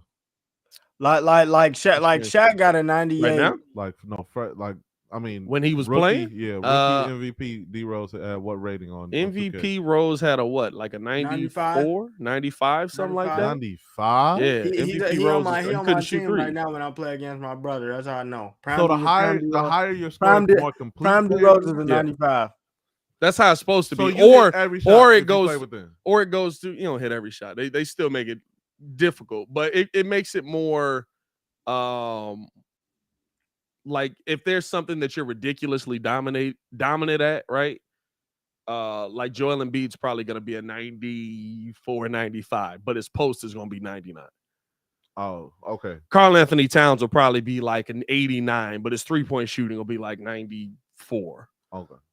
So there's different they do. metrics that go into why you get it, but like it's just mind blowing to me, bro. All the improvements Giannis made, Giannis can't get. Oh yeah. Like I get he can't shoot, but literally like his passing had to have gone up. Giannis is a 95. Will probably be a 95. 95, 96. Bro. Like Morant, come on, Devin we Booker. talking about 2K. we talking about 2K. Come on now. And Ricky is absolutely right. The ratings don't matter, it's the badges. Cause right now when I play with D Rose, he has every single finishing badge and every single playmaking badge, and he's legitimately dunking on everybody. Oh wow. So you earn the badges or they come with the badges? You said what? I mean, earn the badges when you play with them. And my career, you gotta earn the badges. But if you was playing and play now, like you have to, like they'll give you the badges. Like Okay. D Rose and Ja both got Hall of Fame quick first step. You know, so it's basically like anything in the purple is like Hall of Fame, but they'll essentially give them to you. I think the question it goes to beg the question, right? Like, are we overlooking European-born players as marketable? Overlooking? And Giannis was on the cover Giannis got one. Luka got, or is this just personal hate for Jokic even because though of like you said? horrible. He doesn't. Is Jokic getting Mike Trout treatment? Yeah, he don't market himself. If he wore a helmet, we would never know who he was. It's like that. He doesn't. But I don't want to say he probably has some type of personality, but we see it in game. It's some of his in-game interviews, but again, he's on a West Coast who was up that late. It's just like in a room full of personalities, he's not going to stand out that much. Because I'm like, All-Star Weekend, you should see him. You probably do. But everybody else has such dynamic personalities, you probably don't even get to see him. And you don't necessarily see him out and about, dancing to the music, doing all the, the clickbaity things. We don't see him with a woman of any kind. I mean, he might be low key doing his thing, cool, but it's not like he's not doing none of the clickbaity front page news type stuff. Yeah, he literally is here to play basketball. Unfortunately, that's not enough. Yeah, to get him on the cover of 2K. Yeah, it is. It should be. It should be. But it won't. What you're saying, if they were going off that, might be true, but Luka got the cover because of his game. Jokic should have got the cover because of his game. But Luka has Embiid to say Embiid is not marketable is a lie and a half. To say Embiid is not marketable is a lie and a half. I'm sitting up here. I'm dropping 40 on everybody. Hey, Embiid's the most marketable. In Jokic's case, I'm getting a triple-double almost every game. It's going to be based off the game. But even think about this. Jokic probably could have capitalized off the situation with his brothers and but the thing for me is right. And the Morris twins, but he didn't. He didn't even use that. But the thing for me is right, like, isn't like at this point, like marketability back in the day, like it getting the cover of 2K mattered marketability wise. Right. For the NBA. For the NBA, for all of that. Back in the day, it mattered more. Like being a cover athlete actually mattered. Being a cover athlete on Madden mattered. Because people were going to buy the game and display the game. You were going to have it, and you were going to display it, and you were going to show it off. Right. You had your game case. You showed NBA 2K2 all the way to NBA 2K12, and it was it's a thing. different era of video games now. Yeah. Like, Jokic, do you get a hard copy being now? Jokic being marketable to me doesn't sell the game more or less. I guess for commercials it does a little It's all bit. online, right? I mean, you can get it online, but for me, So right, like technically they can change the cover whenever. No, nobody's buying hard covers of games. And I haven't bought a hardcover of a game in ages. bro, I would bet that and the Jokic could hardcover be on there, sales are right? way down just because, like, you think about it, bro. Like, remember when games released, like not systems, like games, like lines were down the block. You couldn't Right. get it. Legitimately. Bro, the GameStop. The GameStop lines were down the block. Yes, and the people behind the counter were like full on Starbucks barista. Like, I got the coffee, you need the coffee. Like, They didn't let's even make a put the deal. game on the shelves. You had to go up to the counter and be like, "I want NBA 2K," and they would be like, Yeah, nah, that's a fact. That's a fact. I because will say they that. knew Muzz was But gonna be in there nah, trying to rush, but- steal it. I ain't You- even been in a GameStop. I might go to a GameStop today just to smell the smell of game again. You know what we missing though, and now I know why 2K did this. You want to know why Jokic didn't get the cover? Wow. Because Jokic don't play 2K. They only get the last couple of mugs that got the cover actually play the game. If you don't play the game, they're not gonna give it to you. How do we know Jokic play 2K? Or Well, don't play 2K? Bro, I know this for a fact because Damian Lillard legitimately was the first person to say, "Hey, bro, you probably need a 6'10" point guard in the game," and then they had to go out and they switched it, like, because he actually played the. If you ain't, because the whole thing is like, But I mean, if how you we not- know if you Jokic not don't really play? playing 2K like that, we not finna put you on the cover. But how do we know Jokic don't play? Man, Jokic barely got a social media. If he even do got a social media, we know he ain't playing the He game. needs a team. He needs a marketing team. We know he ain't playing the He game. needs a marketing team. But that's I cap. still Muggs want to play know with how them. we know. Like, Muggs no, play with them. you ain't gave me a reason how we know that's nothing. But that's the point. We don't know anything about him outside of basketball. Are we supposed to? We know everything about LeBron. Devin Booker biggest for the claim to most fame part, was what that he wants us he to was know. dating Kendall. You said what? Devin Booker biggest claim to fame outside of basketball was that he was dating he was dating Kendall. Yeah, I don't think we just know these mugs' Like- lives like that. Like, No, but they let you know what they want But you to Devin know. also made it a thing, pulling up in the classic cars to the playoffs, dressed in a certain way. He doesn't do any of that. Nothing Melo was was a fashion. Bro, Nothing. but was that's any, like, he don't do Ricky, any that's baller back when Melo thing. was good. He doesn't do any like flashy things. He doesn't do any of that. He's not really marketing himself outside of basketball, which is his right. But I'm saying he not gonna be. He can win all the MVPs he want, but he ain't gonna be on no cover or nothing. Hayes, tell He's him not again, even on bro. the cover. Like, what happens? Like, you'll see basketball players on the cover of some type of magazine or something like that.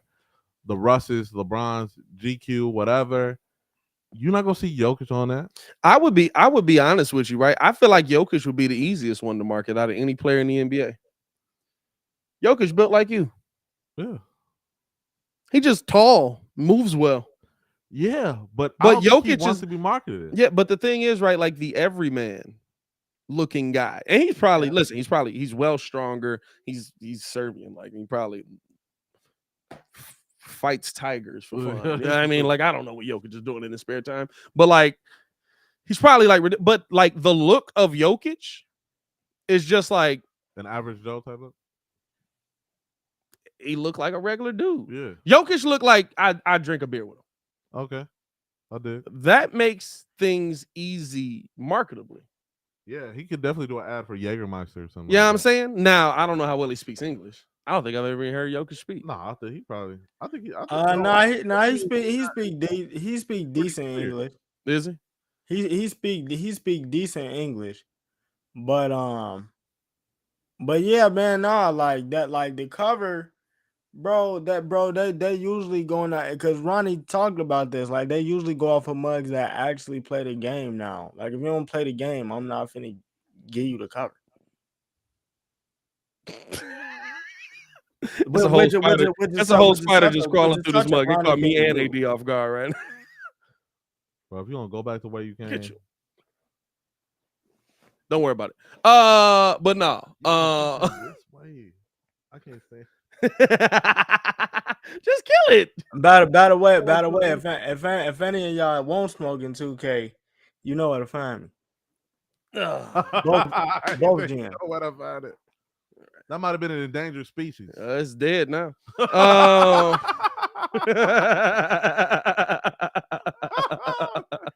Hey, bro. I mean, bro, hey, he came out of nowhere. That's what caught us off guard. Me and AD was both just. National Geographic is gonna call you. Ask you what spider that is. What do you say? What do you say? What we got in the chat, man? Pat always coming up with something. Steph is more of the everyman looking guy. I don't think so, right? Because this is the thing, right? Like, you don't get to see the athlete that, like, not in the NBA really, that's like us. You get to see the dudes that are in there and they working out 24/7 and they always sitting in there, they always going hard, and they in the gym and they shooting up shots and they never miss, and they do, like, you don't get to see the dude that's just like, hey, what's Jokic doing today? Slamming a beer. Don't he got a game like in 10 minutes?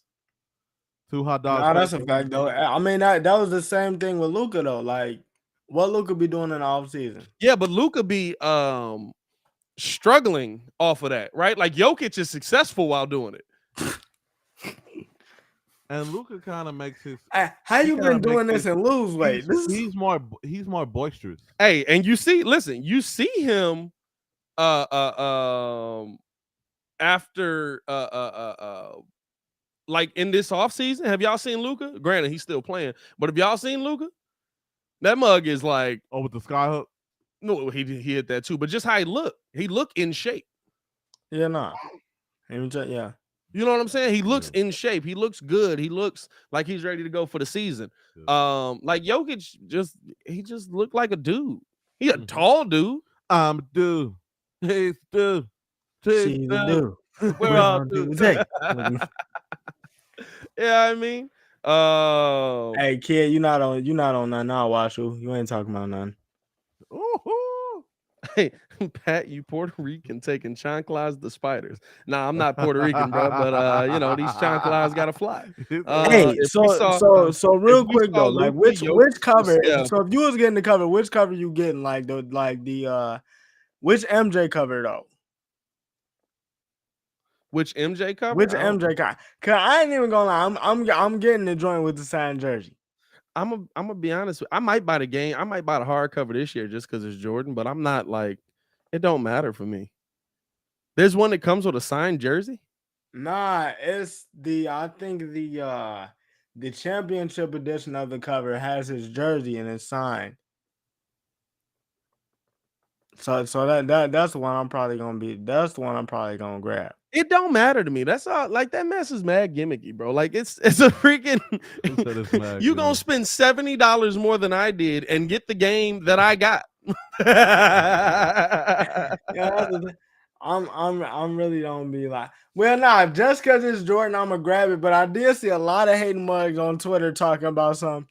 Man, Mike been on the cover for like 10 2Ks, man. Give it to Brian. I thought they were going to give a Brian edition this year. I thought there was going to be a different edition that was going to be Brian because he's been wearing 23 for a minute. Yeah, true. But if they was going to do, I would rather see both him and Jordan on the cover. That's just me. I don't care. I don't know. We need more. The covers don't matter. That's why it's weird that like Jokic ain't getting no love. Like, the covers don't matter. If you get the Luka cover and I get the Jordan cover, we both playing the same game of 2K. No, that's a fact. Like, I like the game that's inside of it because of like the because it's 23 this year, right? We get the Jordan games again. We get the double nickel. We get the flu game. I think they give you like the one where he blew out Utah. You know what I'm saying? You get all of those. I think the last one you got to play the whole finals. Hey, where he knocks down 6 threes. You know what I mean? Which is wild, right? Because like one of Jordan's biggest games is just a regular day in the NBA now. Oh, wow. But But I mean, you're talking about who cares? Like, I'm playing the same game you playing, and you just paid more, and you got some VC that I can get by playing the game. I mean, honestly, since it's all digital, it could really be interchangeable. Hey, real talk though. Did anybody else hear about them offering real life jobs in 2K this year? I think that's cap, yo. Hey, bro. Real life job. Hey, bro. They say they offering real because there's a bunch of buildings and stuff. That's it. Like you can go to Foot Locker, you can go to the Beats store, you can go to, and they offering real jobs in 2K that you can use for currency.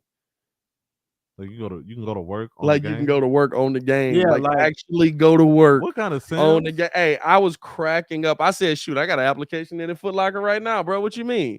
I'm finna be making $8.75 an hour doing absolutely nothing in this one. That's some Sims stuff. Technically, that wouldn't be bad because all they gotta do is just like sit. All they gotta do is sit there and just tell them like just tell us you can't, like, you can only play X amount of games and you can't play this next game until you go to work at your job. Until you go to work at your job. Bro. Yeah. Kid said, if I get the signed edition, my resale is higher. I can't resell a digital game. Nah, if I'm you not get going if into stores if to you get get the real hard case. copy, I'm not getting a hard copy. if you get the hard, bro, I guarantee you get the hard copy, you probably can sell that joint for like 500. 500?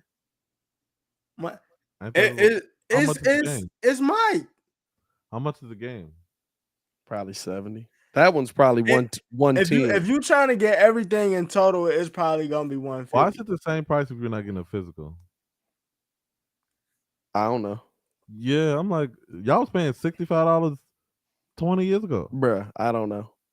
Now you paying $70 I also for a don't care. digital copy? I also don't care about it. But Hey, you man. it's yours. Hey, man. Hey, ownership. It's yours. What'd he say? What'd he say, bro? They're making a huge mistake if they don't do the Kobe challenges. That would be dope. They sleep on The the Kobe challenges would though. be dope. They, you know what though? That might be why they're doing the Jordan challenges again this year, to test everything out. Hey, so A lot of times you'll see them do that. They'll drop it on the game the year before to test everything out, and you get it the year after.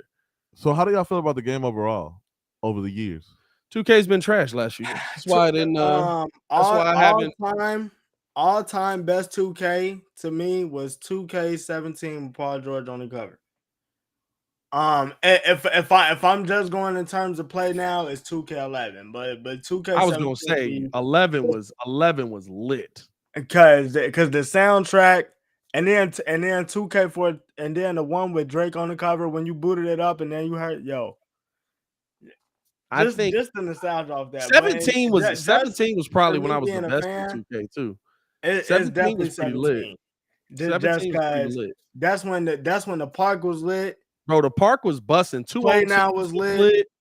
Orange juice with Michael B. Jordan. Come on now. Yeah, orange juice. Now, stop playing.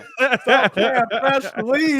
Fresh squeeze out here. Fresh squeeze. Hey, only the real ones know, dog. Like, bro, that's when they had the 1v1 to 21. What's the best story in 2K? Oh, come on now. Spike Lee joint. Come on now. The Victor Van Leer, bro. Put Vic on the phone. You and Dirt Bike Donnie was wrestling. Tussling for the jacket. And you said he reached. Well, who cleaned that up? Me. And you won't even front me the scrub to do my tape. You won't even front me the scrub to do my tape. But it's cool. I'ma still be a FOF, friend of free. It's cool though. I just need to borrow this car for a little minute. I promise you, I'm gonna get this back to you at the end of the season. I promise you. Bro, this is the thing. He just watching it. He's not playing the game every time. He's just watching it, bro. bro, it's legit. They got it on YouTube as like the full. Like you can go, dog. That's the most invested I actually been in like a actual. You actually sat down and watched it. Hey, bro, he definitely sat down and watched that joint like it's a regular Spike Lee. He watched that and Loving Basketball the same night. That's wild. Bro. Hey man, let's get into some talk around this league I'm before we get up out of here, man, because we're hearing The a lot of streets is different. talking. We're hearing a lot of the streets is talking. The streets is talking. They say you forgot about them. They say you forgot about them, freak. We're hearing a lot of stuff. Compact naughty. Relax. We're hearing a lot of stuff about different landing spots for KD. Hey, I want to see if I can match that up perfectly with the movie. Hey, we're hearing a lot of stuff about kind of where KD's going to end up, where Kyrie's going to end up. We know that the Lakers are in on Kyrie, and the latest we've heard is that they made no traction on a deal. Nope. Somehow this deal is centered around Russell Westbrook, which tells me all I need to know, I guess. And then the other report is that the Raptors have a massive package, which is the tough way to put that includes Rookie of the Year Scotty Barnes to the Nets for Kevin Durant. Which deal ends up getting done first? Does KD end up in Toronto? Or which deal, I guess I should say, is more likely to happen?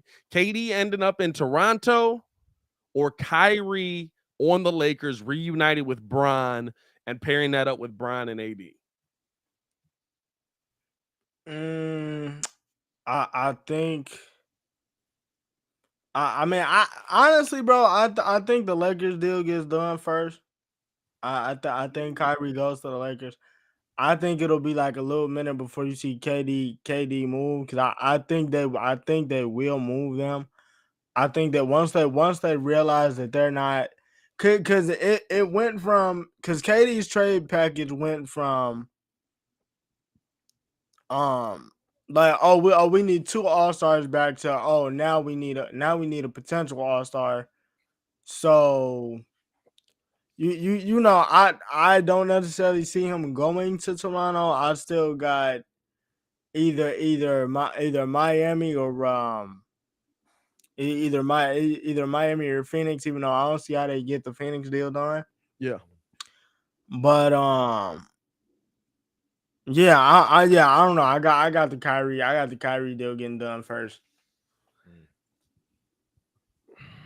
I don't know. I don't think.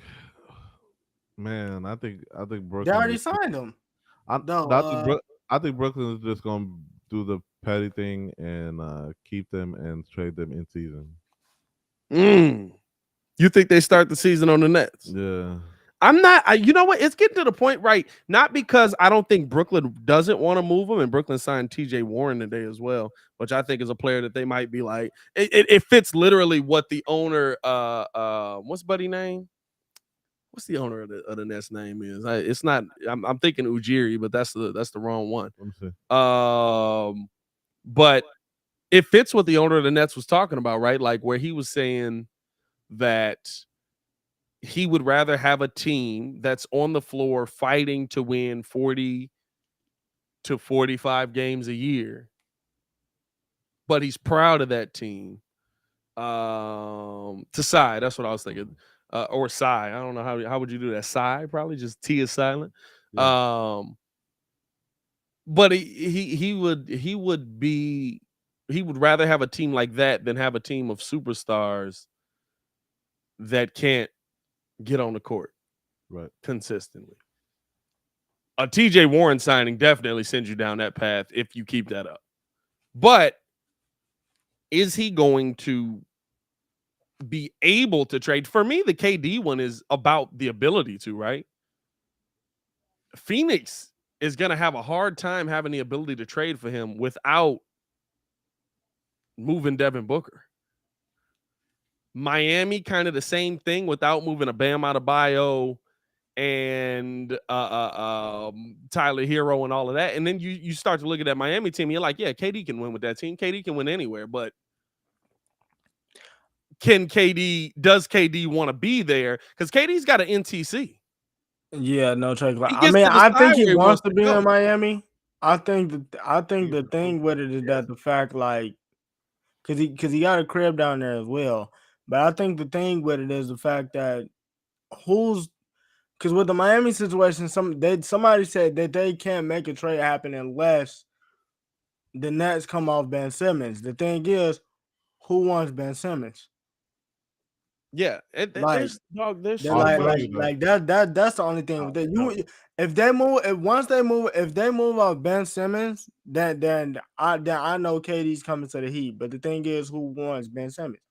And that's the thing, right? Like you're talking about trades that you have to have a lot of moving pieces that seem very far reaching to make it work. I don't see either move getting done realistically before the start of the season. I don't think there is a move for Kyrie to LA. I'm gonna be honest with you. I think LA is gonna have to run that back. I think they're trying to do everything they can, right? But it's also about Brooklyn wanting something back that's gonna be worth getting. I don't know. It's petty. I like Russ. Y'all know Russ is my guy. Russ ain't worth Kyrie. Hey, somebody said I wouldn't trade a Church's 2-piece for Ben Simmons. Hey, bro, that's a fact. No biscuit, no hot sauce. No biscuit. Maybe hot sauce. I trade some hot sauce. Not Stacy's though. No. I can stand away from the biscuits. It's just, you know what I'm saying? Like it's I don't see either situation working out. I don't see a Kyrie trade working out, and I don't think the Lakers got enough to send that's worth the value. THT's value is very low.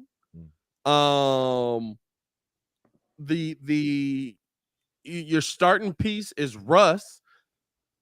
The KD for AD deal would basically have to happen. Then you have to ask yourself, do they want AD in the building? Because they already got issues with guys being on the court. Do they want to keep going down that path, right? Right. Where do you know what I'm saying? Like, what's the piece that gets the deal done? And Russ and AD is too much money. I don't know. They want multiple picks or multiple all-star, or they want an all-star for both. And they don't even have draft compensation to send with it. That's like when you think about the fact that Rudy Gobert got moved for as much as he did. And 6 picks. 6 picks, basically, really 7 picks because Walker Kessler's yet to sign. So once he signs his deal, he's a first-round pick that he got moved for as well. Right. And 3 players. Well, 2 players. What's it gonna take to get KD? I like how Richard Jefferson said it. France. Like the deal is that astronomical that has to get done. I don't see a way that there's a way to get that deal done either way. I'll give you. But you gotta. I think in that aspect though, I think that the Nets gotta kind of take a step back and like. I mean, I get it as Kevin Durant, but it's like, yo, you're obviously both Kyrie and KD are both on the outs with management. I feel like you gotta dial it back and take what you can get. Like you're possibly not gonna get an all-star back. So I take a potential all-star in the deal. I do a Scotty Barnes. This is my thing, right? Like I'll do a Scotty Barnes. Scotty Barnes got future all-star written on him. Like, well, Toronto's the deal, but the thing is, right? I take a Toronto packaging. I mean, even the Tyler Hero deal. But it's not up to you. That's the problem. 4 first-round picks. It's not up to you though. Like it's up to KD. If it was just up to Brooklyn, he'd be in Toronto. But right, if you're sending me a massive deal, why am I sending you KD? You're sending me this massive deal. If I'm KD, why do I want to go to Toronto? Who's left? Nobody. You're sending me OG Siakam, Scotty Barnes. Chris you might have to. You probably got to throw another player in there. Chris Boucher. Probably Boucher because he just signed a big deal, right? And you're sending me draft capital. And I'm sending you Kevin Durant. And if I'm Kevin Durant and I look at that team after I gut it with no future, no capital, none of that, how am I winning a ring? Who you running it back with? Fred VanVleet and me? Yeah. Yeah, I mean, like there's no reason KD's gonna say, yeah, approve that deal. Like that's the thing, right? Like if there's no NTC, Brooklyn's got the deal done already. What if they just decide? What if Brooklyn decides, no, we're not getting rid of both of y'all? I think that's I think they want to move off of them. I just think that the money, it's not physically possible right now. And sometimes that is the case. And guess what? That means you got to run it back with these dudes. And you can do a lot worse than running it back with KD and Kyrie. I don't think they'll do that. Because my thing is, why? Because legitimately, they mad don't mean they have to be moved. Nah, because I mean, I'm saying everybody has reported that the relationship between those two in the front office is not salvageable, and they need a coach, which means that KD finally had the guts to say, "I don't believe in Steve Nash." They got rid of Nash? No, they didn't get rid of Nash. No, they didn't get rid of him, but KD don't believe in him. But here's the thing, right? Even one-on-one, even in that situation, maybe the one-on-one, KD's cooking Steve Nash. I'll tell you that right now. You talk about MVP Steve Nash, Pat? Cooking Steve Nash. No, Steve Nash is barbecue chicken. No, but I think the thing you got to look at too is in that situation, right? We tried to make a deal. A deal couldn't get done. It like the CBA physically doesn't allow us to make some of the moves you want us to make. They're gonna have to hold that. I would make them sit tight. You just got to sit here. Yeah, sit tight. But see, I don't think they really got to sit like. And I'll tell you this: you might see. I'll say this: Brooklyn might be the first team to do it. Now I don't know if they will. This is just speculation on my part. But they've tried to get a deal done. A deal ain't work out. Brooklyn might be the first team to say in a while, you can either not show up to work or you can. And I don't think how they've handled their situation, especially the Kyrie situation, has been great. But at this point, there's not a lot of moves they can make. Yeah, if KD's going to be disgruntled about it like they didn't try, what you want us to do? Your contract's here. We're not taking an L on Kevin Durant. Right. But this I would not be surprised if they was like either go out there and play or don't. I'm looking at it from the standpoint of if I'm to make the money work and get some type of draft capital back, I'm going to Miami because Phoenix is not finna move. Especially after everything I did with Chris Paul, Devin Booker. But again, and it can come back. I'm not doing that. Like, if you only telling me I gotta move off Ben Simmons just to get a deal done. Why would I go to Miami if Bam Adebayo's not gonna be there? Because he want to play with Bam. I didn't need Jimmy. I'm giving you a potential all-star back. You got capital and draft picks already, and you taking 4 of my draft picks. Yeah, but I'm also taking Bam Adebayo. Man, well, I thought that maybe I'm tripping, but I gotta be in there. Said that they couldn't get it done because both of them was on rookie extensions, and somebody had to take Ben Simmons. I mean, that's still the case too, but Bam's got to be a part of it. Nobody else makes enough money. But well, you're going to sign Tyler Hero and get him Duncan Robinson and get him Kyle Lowry. Why would they want Duncan? Yeah, I know I'm not tweaking on that, bro. Like, yeah, bro, Dontavius, like, the three is going to be KD, Bam, and Jimmy. I'm giving you your potential all-star in Kyle Lowry. I mean potential all-star in Tyler Hero, Kyle Lowry, Duncan Robinson. That's gonna make the money work, and I'm giving you 4 picks. Ooh, that's a lot. Why would they want Duncan Robinson though? Because it's gonna make the money work, and you need a shooter. Brian Windhorst said that they basically trying to do like what they had when Kenny Atkinson was there is the hardest they're trying to get back. Ooh. So why would they want Duncan Robinson? Essentially, too high. The cost is too high. you know what I'm saying? Why would you want Duncan Robinson? Don't shoot the messenger. I'm just saying. But that's what it is. To me, it's not a realistic. Like if all I gotta do is move off Ben Simmons, like that's the only deal I'm finna take. But it's not a realistic deal. At one point, do you say that the cost is how is it not realistic? it's not a realistic deal because why would Brooklyn take on money that they're not going to be able to use? That's not going to give them production. They already got money that don't want to give them production. I mean, sure. Hey, new change of scenery. I'm just saying, don't shoot the messenger. But that's the something that they can't do the deal because hey, this the thing we know: the Nets don't get fleeced. Hey, the Nets don't get fleeced. Hey, Pat Riley don't get fleeced either. So you and you know what ends up happening out of that? A deal don't get done. Hey, yeah, they in Brooklyn, man. They're gonna have to. Hey, we got the backup. Hey, Donovan Mitchell still say he want to come to Miami. So that's what you want. That's what you want. What would happen if neither one? You know, I'm not happy about that. You are not happy about that at all. That's the money you want on your books. What would happen if neither one of them left and they went on to get to the chip? Then it's all water under the bridge. It don't matter. You made a championship, you won, and they might still leave after that, right? Like it's a weird NBA in today's league. But like, if like for me, right? If I'm the Nets, I'm not taking just any deal because KD and Kyrie say I don't want to be here no more. You sign a contract, you here. Right.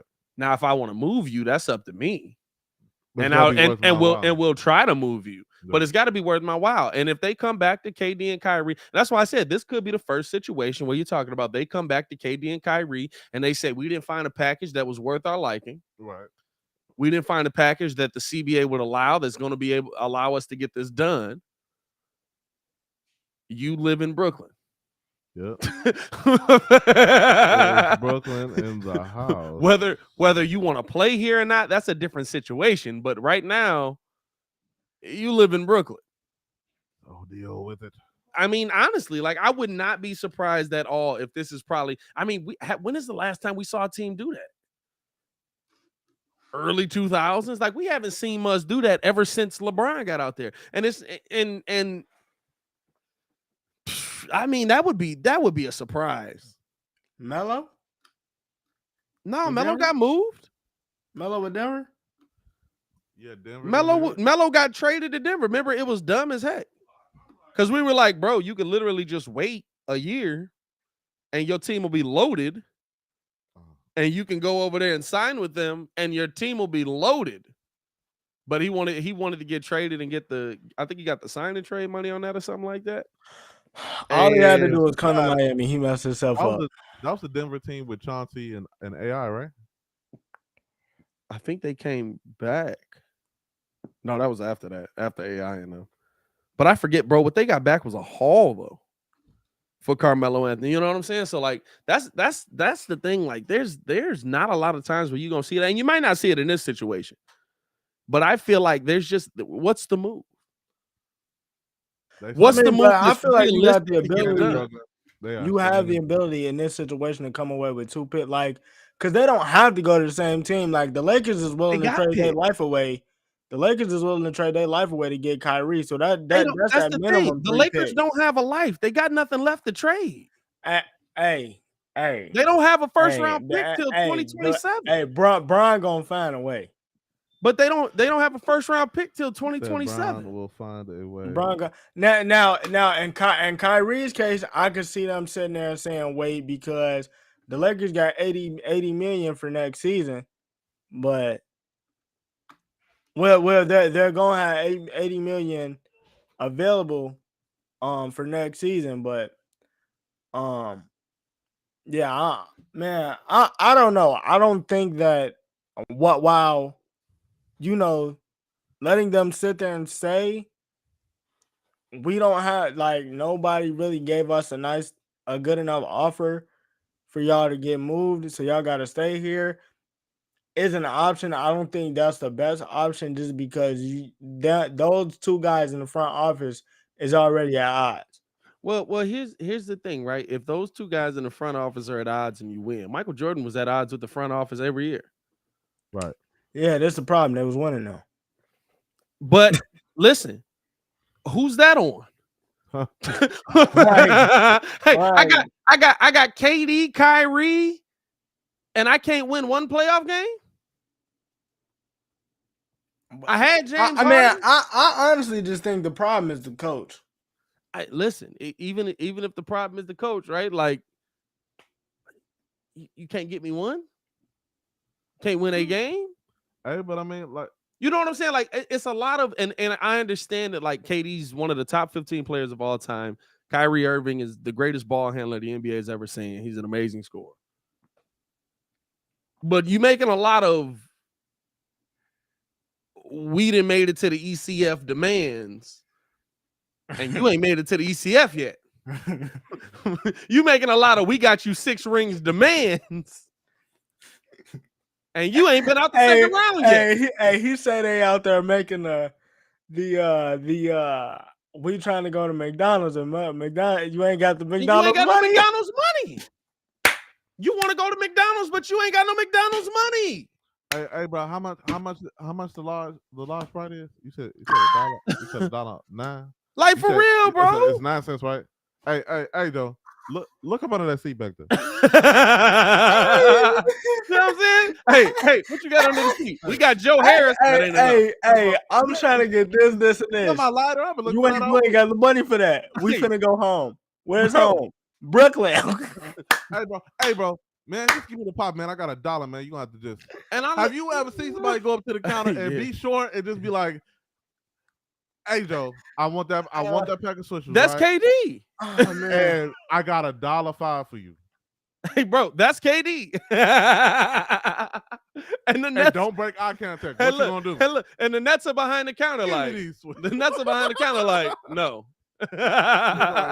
Bro, like that's what I'm saying, bro. Like there's not, like, realistically, there's no deal on the table that favors the Nets giving up a top 15 player. I don't think there's a deal on the table that comes close to being in favor for the Nets that Kevin Durant would accept to waive his no trade clause on. Maybe the Miami deal, but I think the Nets look at that and they be like, what I'm gonna do with Duncan Robinson? They can't shoot no more. Everything points to them staying. Everything points to everything. Even now watch the second the live in, they both gonna get traded. And one's gonna be on Philly, one's gonna be in like OKC again. You'd be like, all right, that was weird. Everything right now is pointing to them. Everybody's saying there's no traction, there's no talks, there's no, like, they're not getting anywhere. There's nowhere for them to go. And so I agree with you, bro. I think they're gonna be in Brooklyn next year. I think cheaper to keep up. For some reason, I think if all else fail, KD going to OKC. You said what? I said I think if all else fail and he don't get traded to either of those two teams, I think he might go back to OKC. Who? KD. Cause that like legit, they got the picks. Why would he go to OKC? He's just dying to play with Chet. Hey, I mean, he's just dying to play with Chet. You know what's really going. I couldn't get over the hump with Kyrie. You know what's going to get me over the hump? Playing with another 7-foot dude that's skinnier than I am. Hey, man. Why would he go to OKC, bro? Lanky Joker. Why does KD do anything? Why did KD leave stuff? Chet couldn't back down KD. Like, why would he go to OKC? I don't know. But legit. You know what we're really missing out here in Brooklyn? Lou Dort. Yo. That's what we missing out here. Hey, it's just a tricky situation, dog. I don't know, that's man. The thing, right? When you have to think this hard about a deal that's going to work for both sides, because everybody can come up with a deal that works to get the person there. Yeah. But it's about why would the Brooklyn Nets take that deal? When you have to come up with a deal that's going to work perfectly for both sides, and that both sides, I think, are going to look at and say, that's the deal we want to do. And you're talking about 3 parties in Kevin Durant's situation. With Kyrie, you can just move him. I don't think Kyrie has a no trade clause. With Kyrie, you can just move him. So Kyrie ends up on the Lakers, but the Lakers got nothing to send. At this point, the Lakers got to start sending, like, members of the family. Just be like, oh yeah, we'll send you a couple buses, and we'll send you a couple cup checks. We'll send you a cup check, and then we'll add in one of Pelinka's future children. Wowzers. You know what I mean? Like that's at this point, that's what you have nothing left to trade. Yo, I'm like that's Mac. I'm just rambling now because freaking You just want him in Miami. look. You just want him in Somehow, Miami. some way, it's gonna get done. Somehow, Oh, some way, man. it's gonna get done. Hey, man, that's it for us today, man. We appreciate y'all for tuning in and rocking with us. We will have another episode. It won't be live tomorrow. You know, we had the festivities yesterday, so we was all like, nah, we ain't gonna make it tonight. So we got in this one live, but we'll be back tomorrow for another episode of the Windy City Breeze Sports Talk daily on this channel. Appreciate y'all for tuning in and showing so much love. Also, stay tuned for content coming out throughout the day, man. He here, so we might as well record something. As always, man, it's your boy Pat the Designer back at it again, joined by Mr. Two Letters. If you knew better, you do better. Who better? Not the Brooklyn Nets. And Mr. Stefan Don. Y'all stay safe out there, Chicago. Peace.